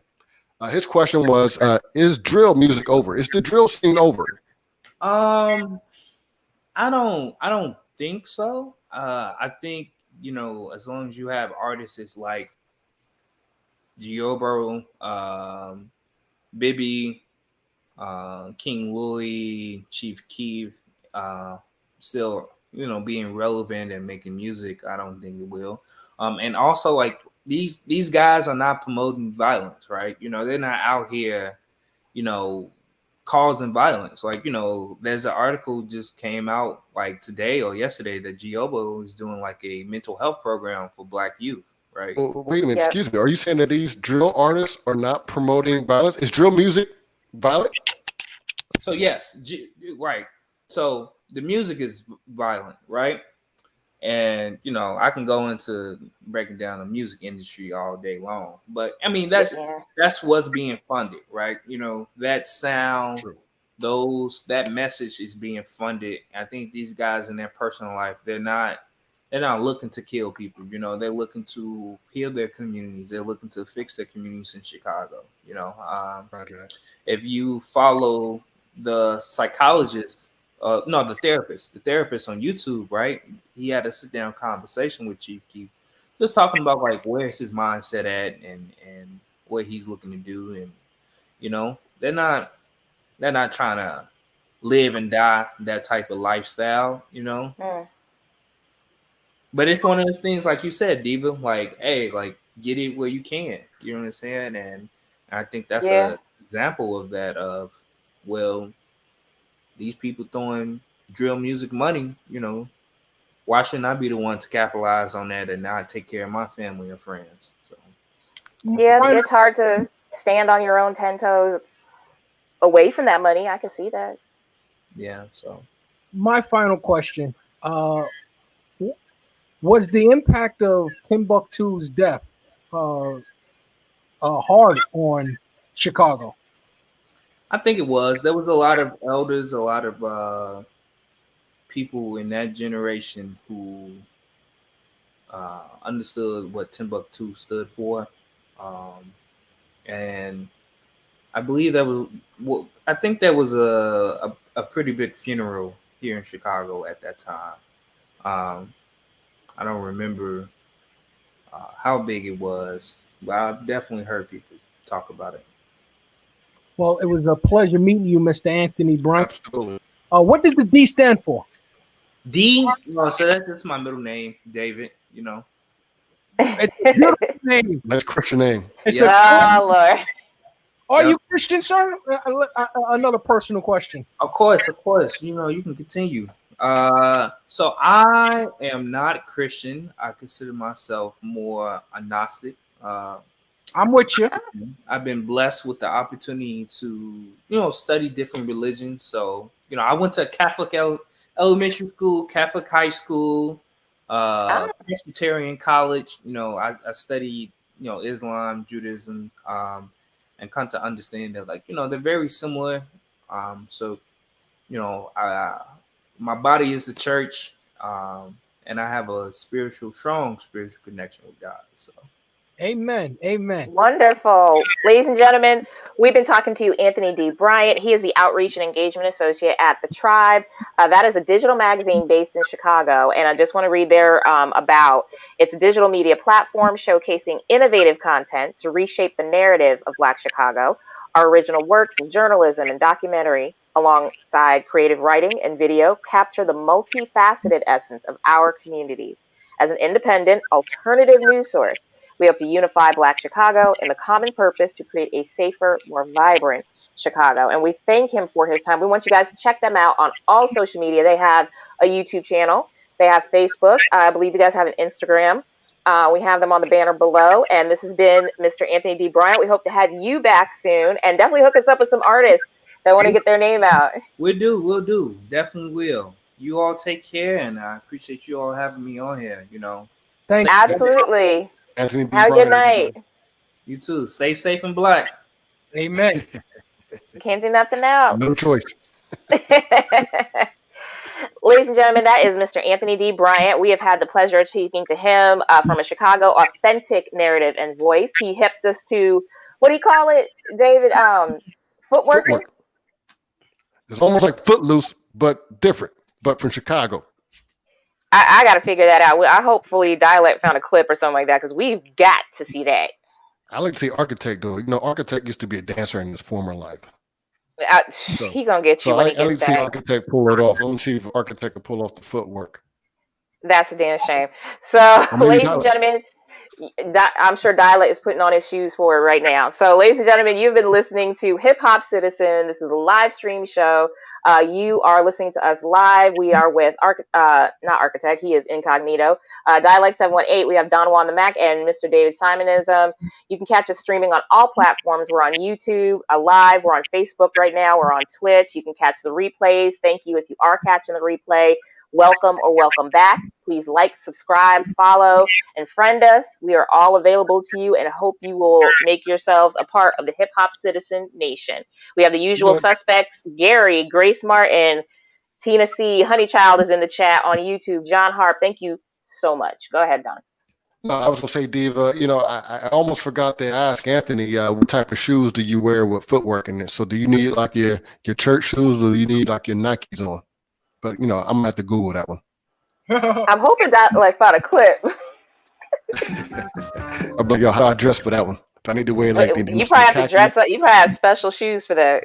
The hammer pants. You know what I'm saying? Not hammer pants. I put my Sunday Gospels for it. David, what are you eating? Well, I have a concoction here. What are you? A concoction. I got. Are you going to share with the class? I know what Latin "con" means with. I can show you what it is. What is this? We have steak, Popeye's chicken, and some rice and corn. Ladies and gentlemen, this is Cooking with Hip Hop Citizen, starring David Simonism. I haven't eaten all day. I know. I know about rice and corn, egg and rice, all that stuff, man. That's how we do it in Brooklyn. Yeah, how you gonna mix steak and Popeye's chicken though? Like you only need one protein. Yeah, where'd you get all that from? Listen, from the same Popeyes? When you got leftovers in the fridge, you make it. All right, that's what I was going. I was saying only in Brooklyn they sell that. You know what I'm saying? Only the Brooklyn Popeyes sell that extra stuff. Wait, they got Brooklyn Popeyes got steak? Nah, that's leftovers. He just got a mixed plate. That's mama. That's mama's steak. I mean, mama's steak. I'm so bad. He got like 2-3 proteins on the plate and he just stuffed in his mouth. Like, we not gonna keep doing the show. Like, okay. What am I supposed to do? Wait, I'm starving. By the way, we just gonna have a lunch break right now, folks. Let me show you how much respect I have for you, Diva. I didn't even the interview. Okay. I got an update for Anthony. He says you can wear any type of shoes you want for the footwork. Oh, you can? Okay. Thanks, Anthony. And if you got church shoes on in the middle of downtown Chicago by the Bean. That means sandals included, I assume. You can go barefoot if you want. Please don't. Yeah, you probably can't do it in flip-flops. Don't be putting on Nike slides with socks and think you're going to be doing that mess. So, folks, we want to thank you for sticking with our silly behinds through this hour that we've been talking with our guests. And now we're going to jump into news and gossip. So the first story we have up here, what do you guys want to jump into? You want to talk about the Verzuz battle and promote that a little bit? Yeah, let's do Verzuz. Okay, so Verzuz battle that's coming up next, 2 Chainz and Rick Ross. This is being billed as the High Rollers edition. Thoughts? I mean, to be honest with you, I probably listen to more Rick Ross than I do 2 Chainz. The only 2 Chainz I probably listen to is his collaborations. The one I remember the most is the one he did with Kanye. I think it was called Mercy. And that's the only one. Birthday. All I want for my birthday. Yeah, I remember Maybach Music. He did something with You the Boss with Nicki Minaj. I think I liked that one. He's had a couple of things where the girls in the back saying Maybach Music, and I'm like, that's all I've heard. Yeah, I'm more familiar with Rick Ross, and he kind of grew on me ever since like Every Day I'm Hustling. I just thought when he said he knew the real Noriega, he owes him 100 favors. I thought that was a reach, but other than that, I think he's grown on me over the years. Hey, let me say something about Rick Ross real quick. Rick Ross got the biggest haymaker on 50 Cent that no one else has ever had. With that song where he talks about taking care of 50 Cent's baby mama. Yeah, that's the biggest haymaker. Right and that set off 50 Cent like you never believe. We shouted out last week. What was his name? The kid with the braids. He was it was his birthday last week. We shouted him out from Maybach Music. Oh, gunplay. Gunplay, yes. Hey, none of this goes down if Rick Ross doesn't talk about 50 Cent's baby mother. Okay, so that's what I know about. That's what I know about and love about Rick Ross. But I got a lot of respect for him as a CEO because I remember he did an interview. I forgot what station it was on. He said if he eats, he makes sure everybody in his crew eats. He makes sure Meek Mill eats, Khaled eats, Stally, anybody. Would you like some Popeye's chicken dialect? I'll send it to you virtually. Good morning, Dark Off, listening to us in Periscope. Good morning. Yeah, we are on Periscope as well. Yeah, it's funny that you mentioned Popeyes. I actually had an incident in Atlanta, at one not Atlanta, but one of the surrounding areas of Atlanta where I live. In one of the Popeyes, I went there to order some food and I ordered some wings. Then they always do this. They wait till you get the window to tell you, "Hey, we out of wings." What? The third time, I just said to her, like, "Why are you guys always out of wings?" And the lady looks at me and says, "That's because people don't like to cook at home." And this is Atlanta. I thought people in the South always cook. I just said to myself, man, like, seriously, you could have just, that's what you came up with? You know, you're trying to tell me I should cook? You know, it's fast food for a reason, you know? She basically being petty, yeah. Yeah, so I just found it. I never went back. She was trying to tell you about yourself. So did you go to Mr. Bojangles? I did. I actually went to Bojangles. We don't have that in New York. So I actually went there to Zaxby's. Those are like two places we don't have in New York City, and they're pretty good. We had that in Texas. We had Zaxby's too. You know what I'm saying? I've been there once. No, you know what I want us to get? Raising Cane's in North Carolina. I wish Raising Cane's would come to North Carolina. We got that. The sauce is not good. I don't like the sauce. You don't like that sauce? They're everywhere here in Texas. I love their chicken. I love it. And their fries. I don't hate it. We all hate Chick-fil-A's, right? Oh, no. No. I love the sauce. The Chick-fil-A sauce is my stuff. Their salads are bomb. I'm sorry. I know we're not supposed to like them, but those salads are delicious. So 2 Chainz and Rick Ross are already like sharing their stats. That's the article we had. And 2 Chainz, like he put them up, but for some reason he took them back down. And he's saying that his catalog measures up higher than Rick Ross's catalog. Well, and I don't see how that's possible. We're going to see. Yeah. Dave, you killing us. What's the next one? So Snoop Dogg says Eminem isn't a top 10 rapper. I think Snoop Dogg is entitled to his own opinion. I think because. But is he wrong though? I'll say it. Eminem's a top 10 rapper. Snoop Dogg came out before there was even an Eminem, so he would have probably had a top 10 prior to that. You know, so somebody that's but your top 10 like evolves though. No, correct. No. My top stays the top. You got to remember, like when Snoop Dogg came out, there was Ice Cube, there was Chuck D, there was Big Daddy Kane, there was Rakim, there was Kool G Rap, Ice-T.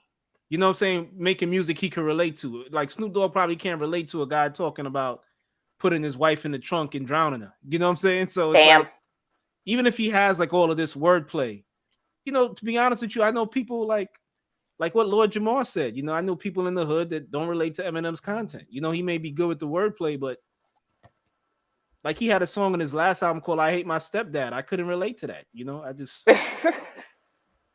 yeah. It's like, I mean, I guess it does depend on what you're talking about because lyrically, everybody knows, like you said, wordplay, flow, all that stuff, freestyle, battling. That's definitely his arena. But if they're in your top 10, doesn't that mean they cover everything? Hey, one thing that Eminem will always have, and he'll take it to his grave when it comes to the hip hop culture, and that is he ate Jay-Z on the song that they did together. Okay, Renegade. Oh no, that is actually a myth. No. Let me break it down how it happened. It's like just like when Puffy said the greatest, or Cannabis said the greatest rapper of all time died on March 9th. Everybody kind of ran with Biggie's being the greatest of all time. And I like, no knock to Biggie. You can't be the greatest of all time when you only put out 2 albums. No, you can.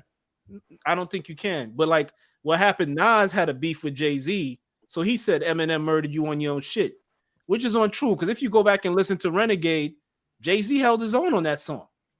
Dialect. You're and it wasn't a battle. It was a collaboration. So how could he murder him on his own track if it wasn't a loyalist? And I love it. But wow. if you're unable to take your blinders off to see or hear what Eminem did to that track and that what Hov was presenting, you can realize that he was annihilated on that track by a Twitch. Finding the Twitch chat, Eminem fans piss me off. Correct. I don't have a problem with Eminem. I have a problem with the stands because, you know, as somebody who's been listening to hip hop since 1980, I could be allowed to say, hey, you know, the guy, I think he's good, but he's not in my top 10. I'm allowed to say that because I've been listening to hip hop a long time. It doesn't make me a horrible person. This is what Snoop Dogg was saying to Charlemagne, I guess, on a video call with the Breakfast Club. He was saying Eminem, the great white hope, white rappers had zero respect in rap. And he's arguing that he personally doesn't believe he's worthy of the spot. So like you were saying, it's his personal opinion. He says the game feels like he's a top 10 lyricist, but that's just because he's with Dre. And Dr. Dre helped him find the best Eminem that he could find. And Charlemagne the God agreed he doesn't place M in his personal top 10 list. But then there's just some niggas in the 80s that he can't fuck with, like Rakim, Big Daddy Kane, KRS-One, LL Cool J, shall I go on? Ice Cube, you understand me? I don't got no time to play with it. That's what Snoop was saying. I'm disappointed in the Breakfast Club for not mentioning the fact that the Beastie Boys were a huge phenomenon in the 80s in rap music. The Beastie Boys were around, yeah. In fact, they put Def Jam on the map. Beastie Boys was actually a punk group turned hip hop group. So I believe they brought some punk element to hip hop, but they weren't. I don't consider them lyricists. I consider them hip hop performers, but I don't put them in the lyrical category. There'd be lyrically. There'd be no Def Jam if there wasn't for the Beastie Boys. That's all I'm saying. Understood. But like going back, I don't know. The thing with Eminem too, it also goes on to like relatability. You know what I'm saying? The dominant society, you know what I'm saying, could relate to Eminem. You know what I'm saying? He looks like them. You know, he's good enough to hold his own on any hip hop beat. So they will like him and say, hey, he's the greatest of all time to them. So, you know, he doesn't have to be the greatest of all time to me or to Snoop. No, but he does deserve the respect of annihilating Hov on Renegade. That's what I'm saying. It was not a battle. It was a collaboration. Okay. Battle, different story. In collaborations, Hov have always been the dominant voice or dominant lyricist. Except, you know what? There's two people that have eaten Hov up. One is Eminem and Renegade, and the other is Kanye West on that song "Who We Run This Town." You think Kanye had that track? Say again. You think Kanye had that on "Run This Town"? You think he dominated the track? Yes. Dave, on Twitch. What the person say on Twitch? They were saying that you have to think about the time period too, and that could be the influence. Because, like I was telling you guys before the show, my taste now, I don't know who's the latest thing because I've switched to like underground and lo-fi and chill hop. So you got to think about the time period you grew up. I consider the golden age late 90s, early 2000s, like maybe 95 on. And Snoop is going to consider 80s MCs as his top 10. So the person in Twitch has a point. Like, you got to think about the time period you're looking at too. It's hard to be objective unless you're like a music writer. Snoop will go back to the 70s on you. He probably would. He probably, before he was rapping, Snoop he probably has a top 10 from like 78 or something. So you got to look at the time period. Yeah, right. Yeah, like our generation, Gen X, and a couple of millennials might feel like, okay, it's only Ice-T and Cube and NWA that count. But this generation coming up now, in a couple of years, they're gonna count the Migos in their top 10. And we would be like, ugh. How you pronounce that? Anto 2007? Oh, Anto 2007. Okay, you are absolutely right. Rihanna was a very strong voice on that song. But in lyricists, we're talking Kanye dominated Hov. Like I said, you can't judge a collaboration. I think if you're going like Jay-Z's catalog alone, I think, and he did. We've had this discussion. Yeah, he did this thing on Renegade. I don't see what it wasn't a battle. So you can't say he got killed if it's not a battle. It doesn't have to be a battle. What we're saying here is that when it came to who did the best work and on the song. Clearly, Eminem did a better job than Jay-Z did. That's all. Okay, what I have to admit for Jay-Z though, at least he admitted defeat when Nas dropped Ether. Yes, he did. He agreed with everything. He had to, man. And he also said he got stronger after that, which he did. He learned from his mistake. Yeah, he retired practically. He had to, because that's now a verb. When you ether somebody, it's a verb now because of Nas. So there's never going to be anything mistaken that. But speaking of other lists, so the other thing we were looking at, go ahead. Yeah, before we move on, I just want to say to the stands that if somebody says they don't think Eminem is in their top 10, it doesn't mean they don't know hip hop. You know what I'm saying? It's like you got to understand some people have been listening to rap since the 80s. Like, right. Juan knows last summer we've got roasted and just dogged by a whole bunch of people because we just happened to say we give Nick Cannon credit for responding to Eminem. Never said he was a great MC. We just gave him credit. I was trying to bait him. And people try to tell us we're not a real hip hop page and all of this stuff. Some people just don't think the guy's in it. You walked into that one. You walked into that when you said anything about Nick Cannon being, holding his own or responding. Hey, the guy talked about his wife. And he's been coming at him for the last 10 years. He had to do something. And he did it. And he got spanked and sent back to his room. So there you go. Who got spanked? Nick Cannon. Nick Cannon. Both. You know what? That is a battle that never existed, really, in my eyes. It was just a bunch of jokes going back and forth. You know what? Let me tell you something. When Nick Cannon does get his Wildin' Out show put on whatever network it is, the first guest he should get is Eminem. And that's what he should promote. He should apologize to Eminem or whatever have you, do a mea culpa and get that signed. Get Eminem on Wildin' Out and let's make this whole thing go away, please.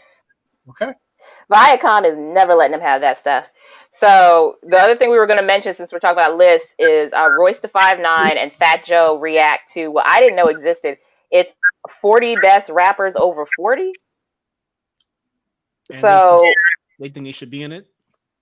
So here's the story, and we want to shout out hotnewhiphop.com for the story. I guess it's this magazine called Level compiled an extensive list ranked in order of quality. It's clear the veterans are putting out some of the best material the game has to offer. So they're saying the chosen top 10 includes Jay-Z, Royce da 5'9", Pusha T, Black Thought, Killer Mike, Ghostface Killer, Eminem, Rick Ross, Styles P, and LP. And 50 Cent. That's nowhere in there. That's a top 10 over 40? Top 10 over 40. And then following his placement in the second position, Royce da 5'9" took to Instagram, thanking the public for the praise. I didn't even know who he was until last week. No, Nas. That doesn't make any sense. It's ridiculous. Yeah. It's ridiculous. Method Man is better than half of that list. And why is Killer Mike on there? I mean, like Juan always says, I got to East Coast bias. I mean, I guess they wanted to throw a Southern rapper in there, I guess. No, and then Fat Joe. Fat Joe responded. He responded with a tweet and said, "No disrespect to all the living legends over 40. I believe they're asking who dropped hits after 40. And unfortunately for your fave rappers, they might have not dropped heat after 40. Facts." I see what you mean. It's who dropped hits after 40, not right. And 50 Cent's the only one that's done it. No. After 40? I don't know what hit Jay-Z had after 40. Okay, that makes sense. That makes sense. If they had dropped hits after 40, I can see that. So what we're saying is that hip hop has matured now to the point where the artists can still be relevant after they hit the age of 40 if they make a hit. Well, I mean, I believe that Pop Smoke album was number one, and the leading single was done by 50 Cent and Pop Smoke and Roddy Ricch. Now, it is a collaboration or featured, as Dialect like to point out, but it's still a consistent hit, and 50 Cent is over the age of 40. Okay, I agree with the list if it comes from that standpoint. Meaning, if they, I think that's what they're trying to say. Okay, that makes sense. Is Kanye over 40? No. He's over 40. He's over 40. He's Is he? yeah, he's the same age as me, 77. Yeah. Oh, you're right. Yeah. Yeah, he wasn't in the top 10. The full list, where is that located? The full list is at level.medium.com, who's having the best rap career after 40. So I think they are talking about people who are still dropping hits and working actively after 40, not like they're good rappers and they're over 40. Because then Styles P comes back and says, wait a minute, they say it's 8 rappers over 40 that outwork me. Oh, y'all gonna piss me off and work harder. Yeah, I think Fat Joe misunderstood. But then again, he did have a hit with Remy Ma, All the Way Up. That's right. Let me tell you something. I'm gonna tell you what Royce the 5'9" and Fat Joe won't say. I'll say that list is bullshit. Okay, and whoever put it out, they need to go back and do their homework. I mean, they put Royce the 5'9" second. That the way I read it is the order they put it in. So number 1 was Jay-Z, 2 was Royce, 3 was Pusha T, 4 was Black Thoughts, 5 was Killer Mike, 6 was Ghostface, 7 was Eminem, 8 was Rick Ross, 9 was Styles P, and 10 was LP, EL-P. Yeah, that's him and Killer Mike should just be one because that's Run the Jewels. Oh, So that's what okay. they said. Run the Jewels was a hit this year. Yeah, So you know that should be on the one person. They should add another person to that list. And 50 Cent had a hit with Tekashi 6ix9ine last year. That was huge. I mean, I don't understand how he was. his theme song probably was a hit in itself. How was he omitted from this list? And for that, I don't respect this list at all. And we're moving on. Yeah, and Okay. And to mention Lost Tapes too, which Nas dropped, I think like a year or two ago. That was a good album, but I don't think it was a hit on the charts. The charts is probably what they're looking at or streaming these days. Everybody looks at Spotify and streaming platforms to see if your music is popular. So I don't know. John Harp is saying Snoop should have been near the top. According to the top 10, he didn't make it. So like I said, you can blame @LevelMag on Instagram. The BBC needs to do it. The BBC, they picked all. Yeah, let the BBC tell it. It's always America. Foreign press can get it right. What's the next? Go ahead. I was just about to say Jadakiss didn't make that list. Oh, damn, yeah. Jadakiss and Fab should have made that list with Freddie versus Jason. It's ridiculous. Yeah. Okay, we can move on. Go ahead, please.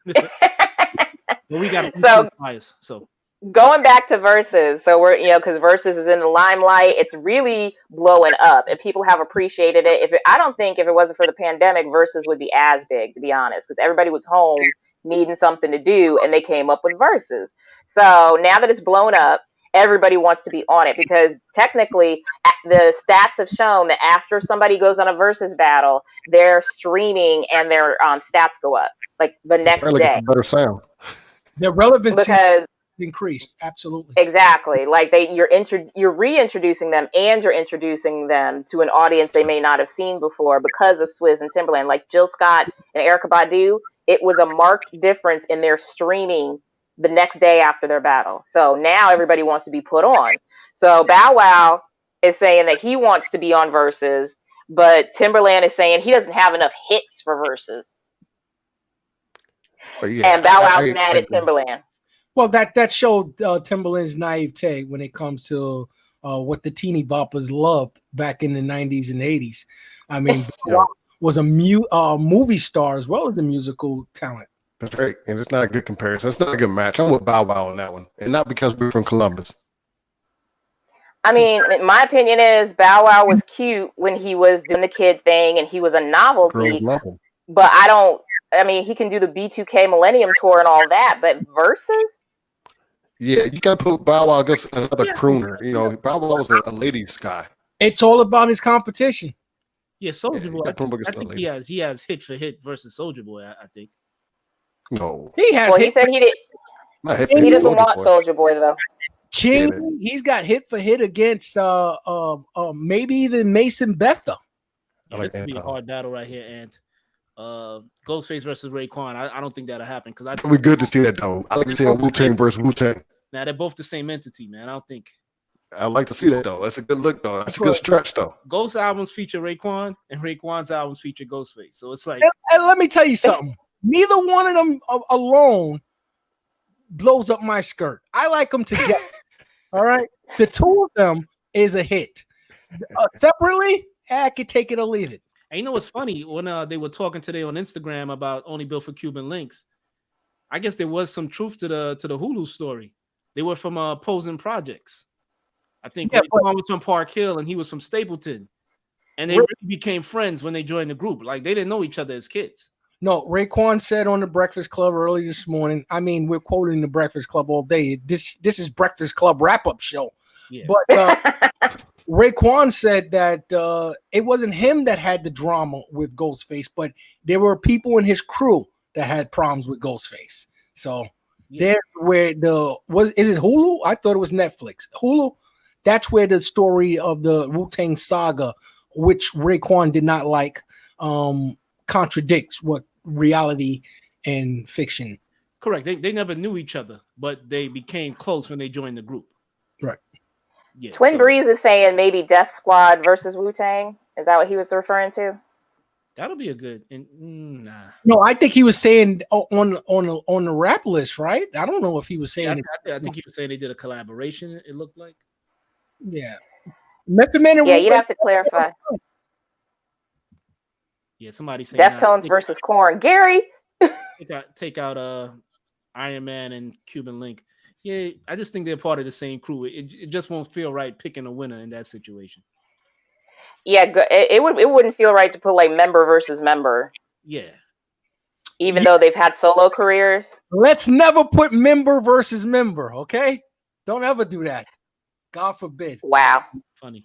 I'm gonna leave that alone. So thank you. No, Diva, don't you ever leave it alone. So Bow Wow is feeling some kind of way because he feels disrespected that Timbaland is like discounting him and saying, look, man, I don't think you even have 20 chart toppers like that. And for me, I'm like, okay, are we talking preteen or over 18? Because that's his career right there. Like, even Lil Wayne, even when he was under 18, he had hits, but over 18, he's just got a whole separate catalog. So you've got to look at it that way, too. I think Bow Wow should have said to Timbaland, you name your 20 hits. He already did. He does as a producer. He has 20 hits. No, forget the producing. We're talking Timbaland was a rapper as well. And if he's going to start calling people out, he's going to have to start putting up his career as an MC to counter what he's unrepresentable. Yeah, those joints he put out with Mad Magoo, That's right. Yeah.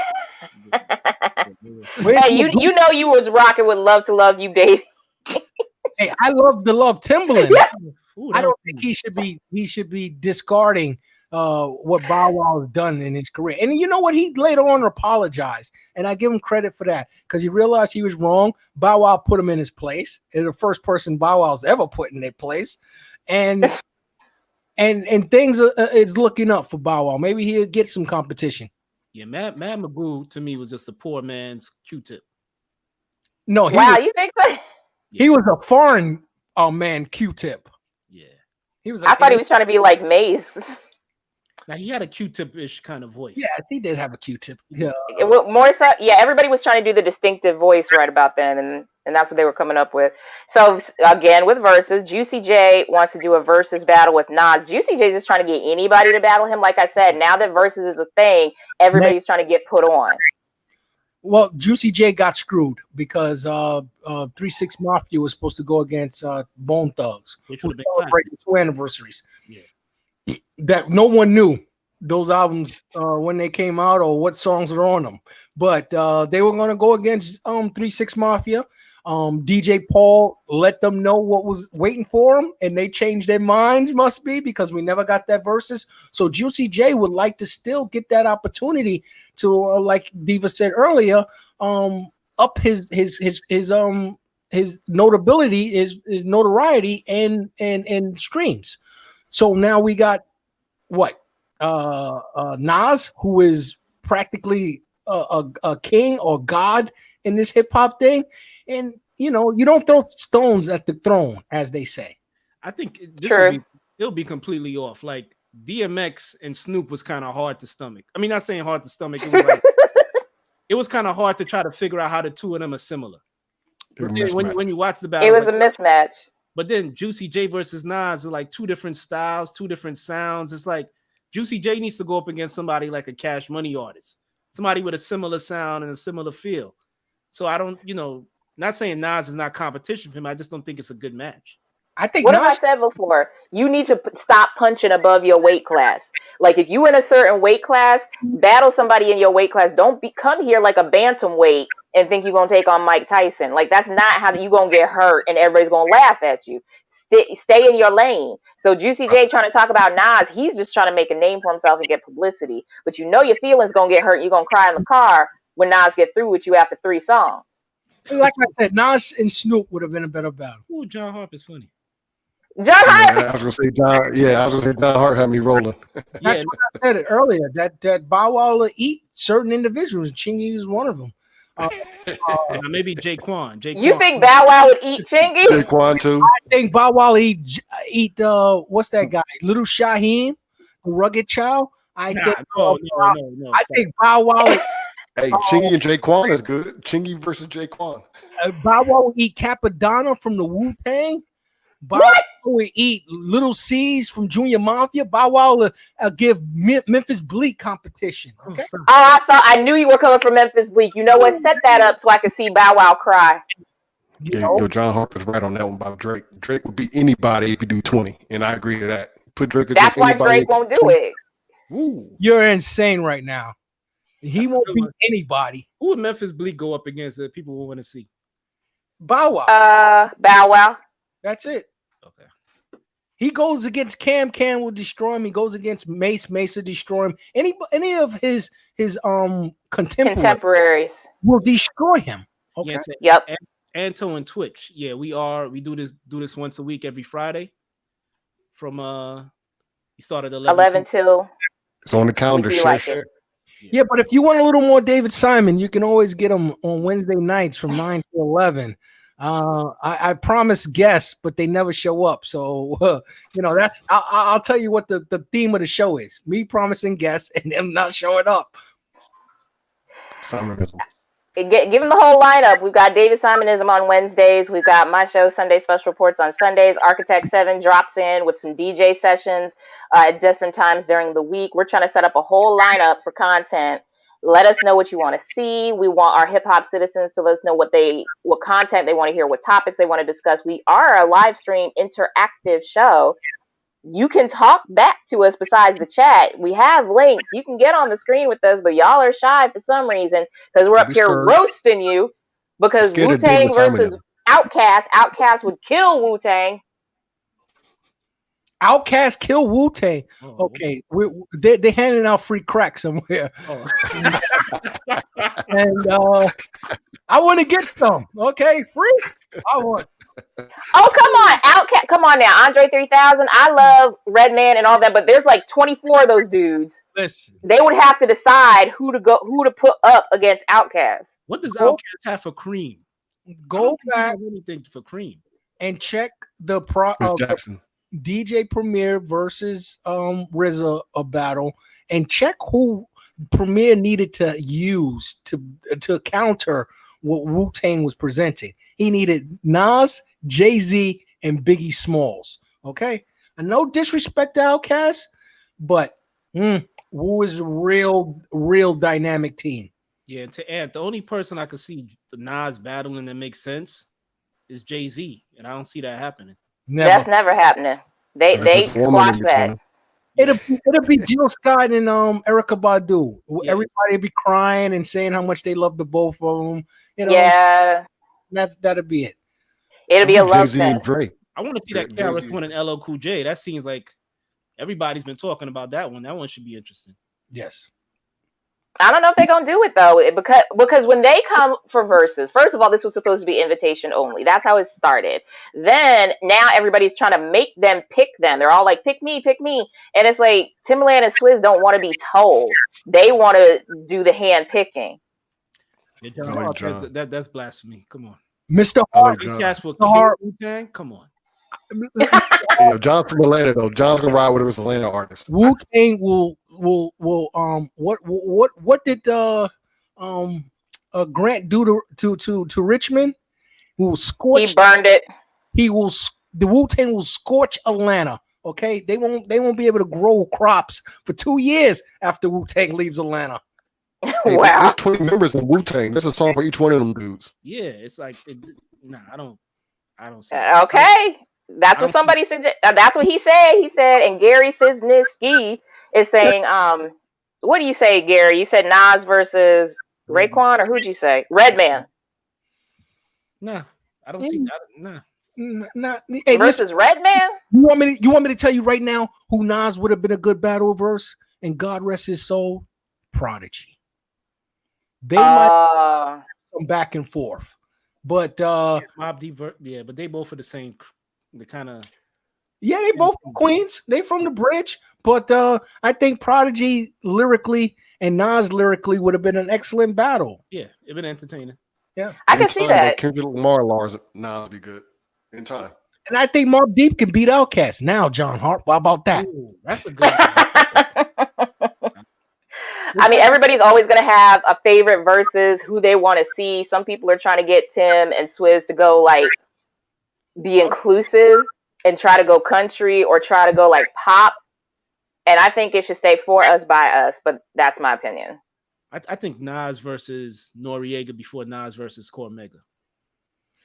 I ate all the food. Noriega, I can see. Yeah, Noriega might be. You ate all the.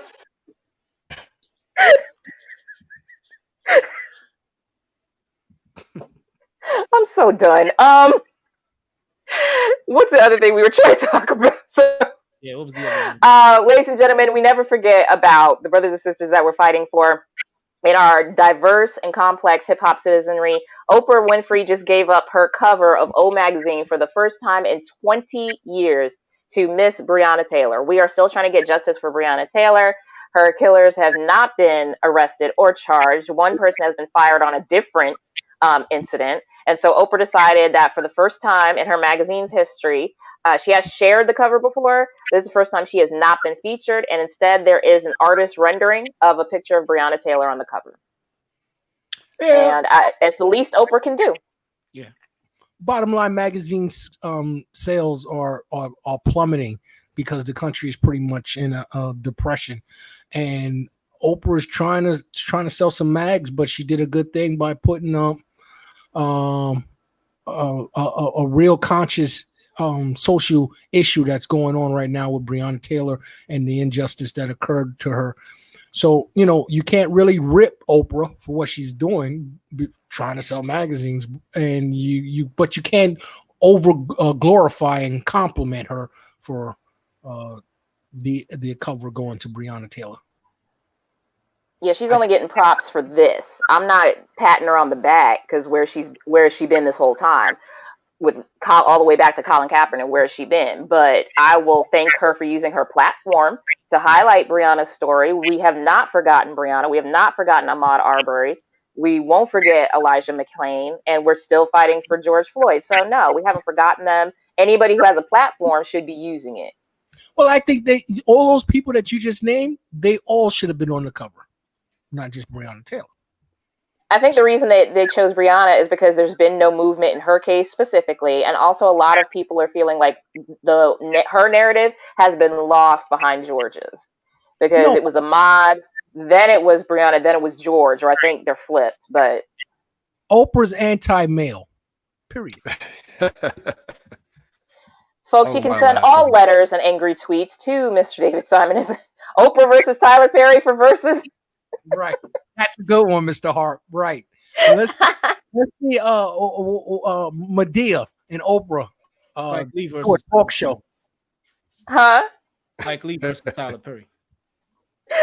I don't know. I mean, I appreciate her efforts. I thank her for using her platform. We are still trying to get justice for Breonna Taylor. Say her name, and we don't want anybody to forget about that. Any victims of police brutality, whoever they may be, that's the overarching issue, and we are trying to highlight Black lives because those are the ones that apparently not as valuable as anything else. So that's why we tend to talk about that. But any victim of police brutality, Dylan Noble, woman Justine Damon up in Minneapolis, anytime that there is an officer involved shooting, it's not a good thing. So we Where was definitely want to Breonna highlight Teller? that. What state was that? That was Louisville, Kentucky. Kentucky. Got it. Yeah. So guys, that's the end of news and gossip. I don't know if you guys wanted to talk about anything else that's been going on in the news or on your minds. Yeah, I just want to still say that I'm still down to see that New Kids on the Block versus Oh my God. NSYNC battle. You're the only one. Would be You're the only one. It would be I like the fact that we made it to the 2-hour mark and we didn't need to use clips and other what are they called, subterfuge to create a show. We use content and news, interview, and all of that. We don't need those weird clips that we used last week. No more flags. Hopefully not on this one. That's right. No clip show? We could do a clip show, but we don't need the clips tonight, Friday night. We didn't get the flags. We're saying likely no flags tonight. We did a great show, minus Architect and his technical difficulties. We need to get Architect back. Get back, brother. I love Shade. Architect. I love Architect. You can always find Architect, Dave. Did you know you can find him at Architect7, ARKITEK7 on Instagram? He's on a submarine, so he can't. Okay, so you won't get him, but there's his plug. There's his plug. I guess Dave's saying he's full and ready to go. No. I'm just saying we hit the 2-hour mark and we didn't need to use any subterfuge to get there. That's all. And shout out to Anto 2007 in Twitch, man. He really liked what he was hearing on the show. So let your good. Okay. Yeah, let your friends know, man, to follow us on Twitch, man. There you go, man. We're on Twitch. All right, so are we heading to bed here? All the old people is past their bedtime? I don't know. Is there one clip that you must show, Dialect? You want to show the Dr. Fauci clip that I sent you? I sent you a slew of clips. You didn't notify me that you received them or not. Yeah. Now, if we're going to go out, pick a good one, Dialect. Yeah. Pick one of those that I sent you. They were beautiful. Folks, what we're referring to is that we're beta testing whether or not we want to do a clip show where we just show like 20, 30 seconds or maybe a minute of a video and we sit here and roast it and laugh with y'all. So we're trying to see if that's something that would appeal to you. We're trying to pump out new and different content so we can keep y'all's attention, keep you with us. Like, share, and subscribe on all the platforms, Facebook, Twitch, YouTube, Periscope, and see what our hip hop citizens would like. So that's what we're trying to do. Whenever you see my face, it's active listening. It's active watching. This is not a passive program when I'm on here. You understand? Yeah. Shout out to John Harp earlier who said who called David Simon Bruce Leroy because he got that glow. Yes, I was gonna let that slide, Dialect, because I'm having technical difficulty. Thank you. So it happened to me with my old camera. I always used to look orange. I never knew what it was. I just think it was the webcam. It is the cam. Absolutely. I dropped it before I put it. Here's what it is. You cut off your mustache. Oh, the light is bouncing off that mustache and it's giving you that golden hue. No. That's exactly what it is. That's the only thing you're doing. It's letting your soul glow. You can see where on my earphones that there's sort of like a blurriness to what's going on here. And I had dropped it, the camera setting it up, getting the food, putting together this mixer and everything. And when I plugged it in, it was orange. And then the only two options I have is either use the device that I was going to use prior. I don't need to forget it. I'm orange and that's it. I'm Donald Trump. Okay, so I'm gonna do like maybe 2 clips. I got some short ones. Okay, that's fine. Just get me out of here before 2:30. Okay, we'll do. Thank you. You know how he is. First clip I have is Diva. Since we had a church clip last week, I'm gonna do one this week. What's this? I need to quit talking about other folk and start practicing getting your shit. You practice your shit. I saw this. The quiet have to do to save him. They had to start the music. Yeah. Yeah, because you know how they play you off on the Oscars. That's what they were Yeah. doing. Play them off. Okay, person now. Let's get some money. That's when the church folks are like, they still working on you, Pastor. You keeping it real. You keeping it real, Pastor. Yeah, and this is one I forgot to show last week that Diva sent. No more Diva sending. She's sending us to hell. Shut up. I didn't know they were going to flag the bear. Okay, here we go. Hi. I thought today we'll work on a couple of things, okay? Just straighten them out. A couple of routines and try and put them together like we've normally been doing, all right? We start in that position, and then we move to the left 2 times and to the right twice, okay? So we go 1, 2. Oh my God. That's it. What the hell am I watching? That's it. Move.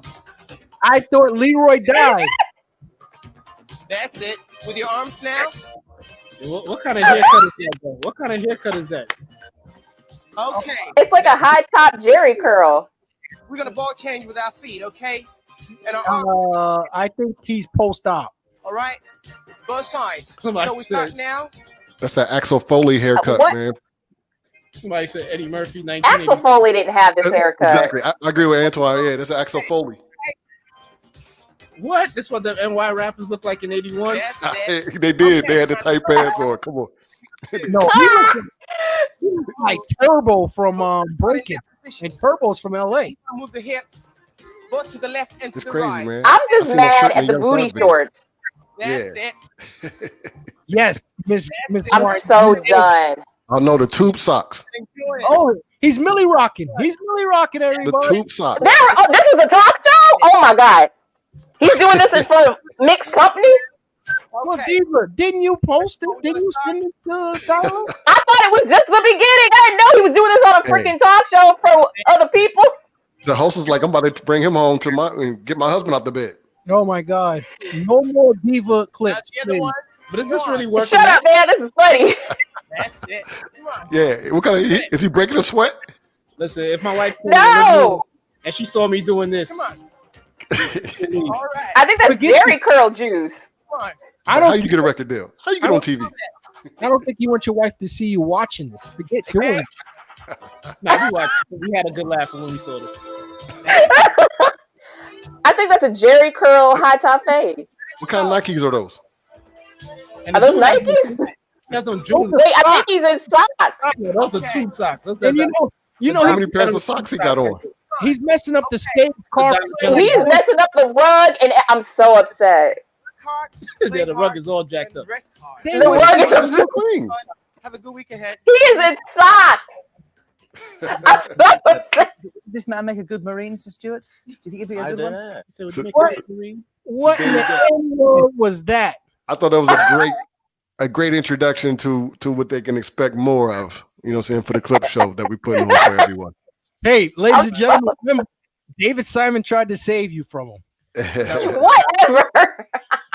I got a couple more since they're short. This is gonna be quick. I know. Have you guys ever experienced having a work potluck, a potluck, whatever it's called? A potluck. I've heard Potluck, of. yeah. A I don't do potluck those is something anymore. else. I think that was what Anthony Bryan was talking about. Feet. He was doing the feet dance. Footloose or Foot- footwork. Footwork. Yeah, he was doing Anthony footwork. Bryant. So this That is might have been the footwork. You're right. so this is Country Wayne at a potluck. I don't want no Okay. line. What we got?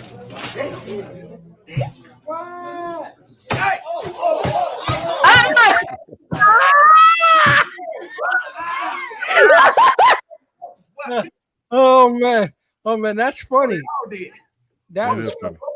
raisins in the potato salad. You got to smack it with a kid. The raisins. You brought that cake? You put raisins in potato salad? Raisins up and get that up out of here now. Beat her with the shoe. Beat her with the shoe. Beat her with the shoe. Don't do that. Get those big. Woo! I was scared. Boy, y'all okay? Come on. Oh, y'all ain't see that. Oh, y'all ain't see that. I don't see nobody got it on their plate. Huh? Hey, y'all come over here and rush over here when you seen cakes. Some of y'all, who knew? Who heard of You could have stopped it after she took the potato salad away. That's because somebody that is not a myth. Somebody did it one time, and now it's an urban legend. But somebody somewhere did it. What? Beat a potato salad with a shoe? No, put raisins in potato salad. That's how that started. Somebody somewhere did it. Raisins. I like potato salads. Why not? Right. Exactly. Because they don't go together. Hey, listen. In your stomach, they do. Do you put mustard in your potato salad? Of course. And not everybody does that. Okay, let's move on. And then you call it something else. You call it German potato salad. Shoo, you don't play. It goes to the same spot. And Don Juan, you know what? Don Juan sent me this one earlier this week. I forgot. So, hoping it's the one that y'all banned me on. It's not the orangutan sex, is it?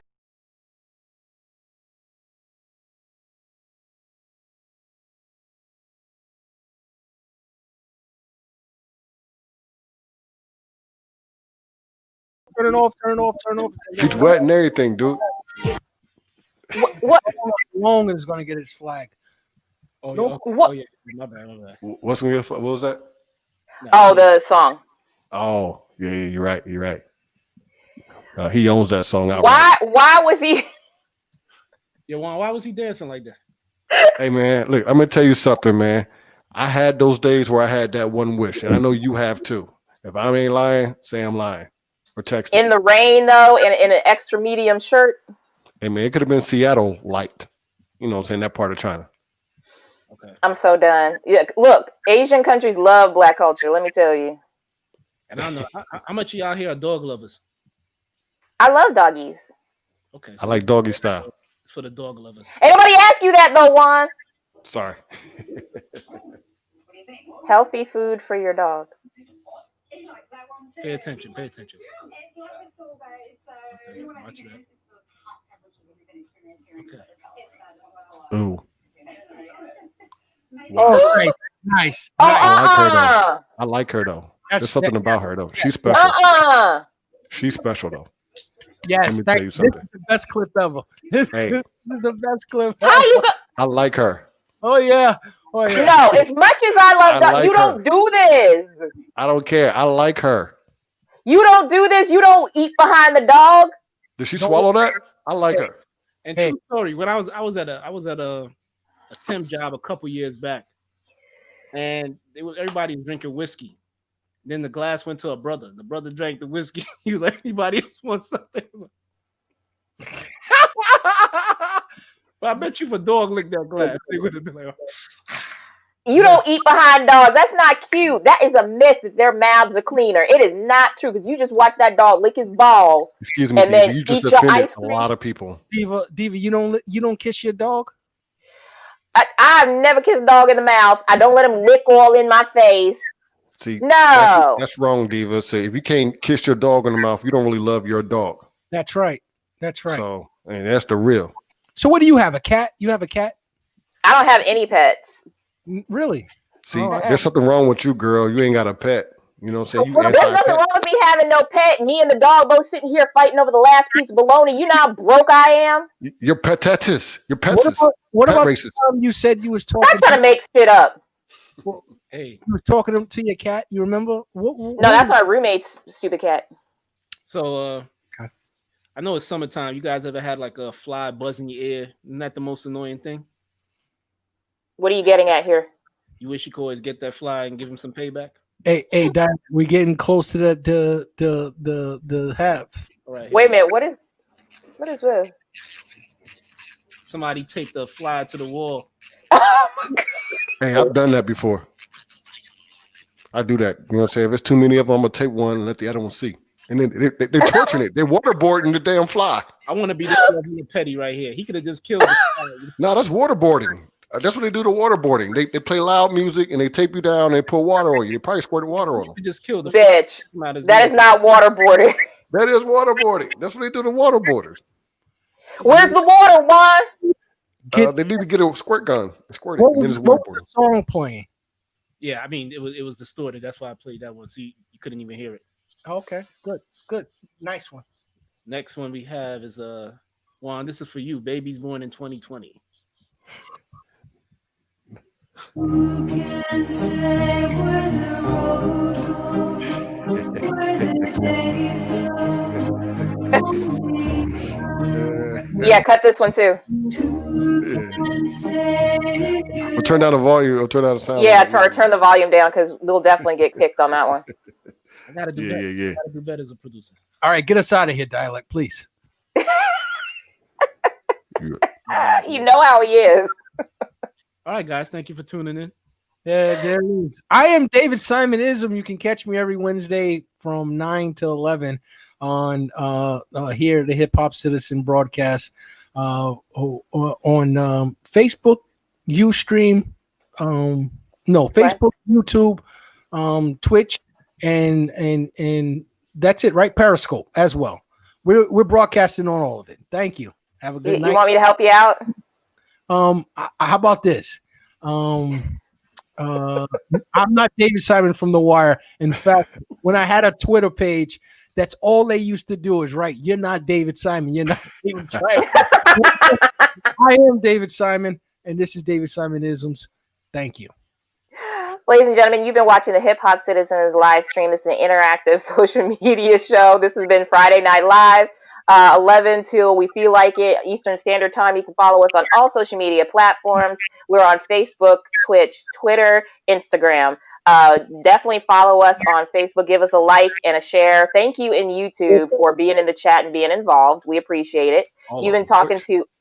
And Twitch, of course. We want to thank our Twitch listeners as well. And thank you for sticking with us and listening to the replay. Welcome and welcome back. We hope to see you again. You've been rocking with @Dialect718, @DonWandaMac. You can catch @David Simonism on Wednesdays. He has his show starting at 9-ish until he feels like it. Hey, you mean to tell me you're gonna take us out of here? You won't even allow these guys to give their own social? You're just gonna talk right through it? Yeah, I'm okay with that. Yeah, you're good with me, Diva. You know what I'm saying? You're good, right? And okay, then I'm going to say one last thing. Then, have y'all noticed Diva's lips? They look kind of good, don't they? ladies and gentlemen, I'm It's Diva Views. You can find me on Instagram It's Diva Views and on Facebook, Diva Views Citizen. We appreciate you tuning in. We hope you'll join us again next week. My show, Sunday Special Report, will be 8 p.m. Eastern Standard Time. We'll be talking about cancel culture, which David is trying to become a part of. So we hope you'll join us then. Thanks for tuning in, and peace. Is Justice Dave for and Diva Breonna secretly Taylor. married? I'm going to kill you in your sleep.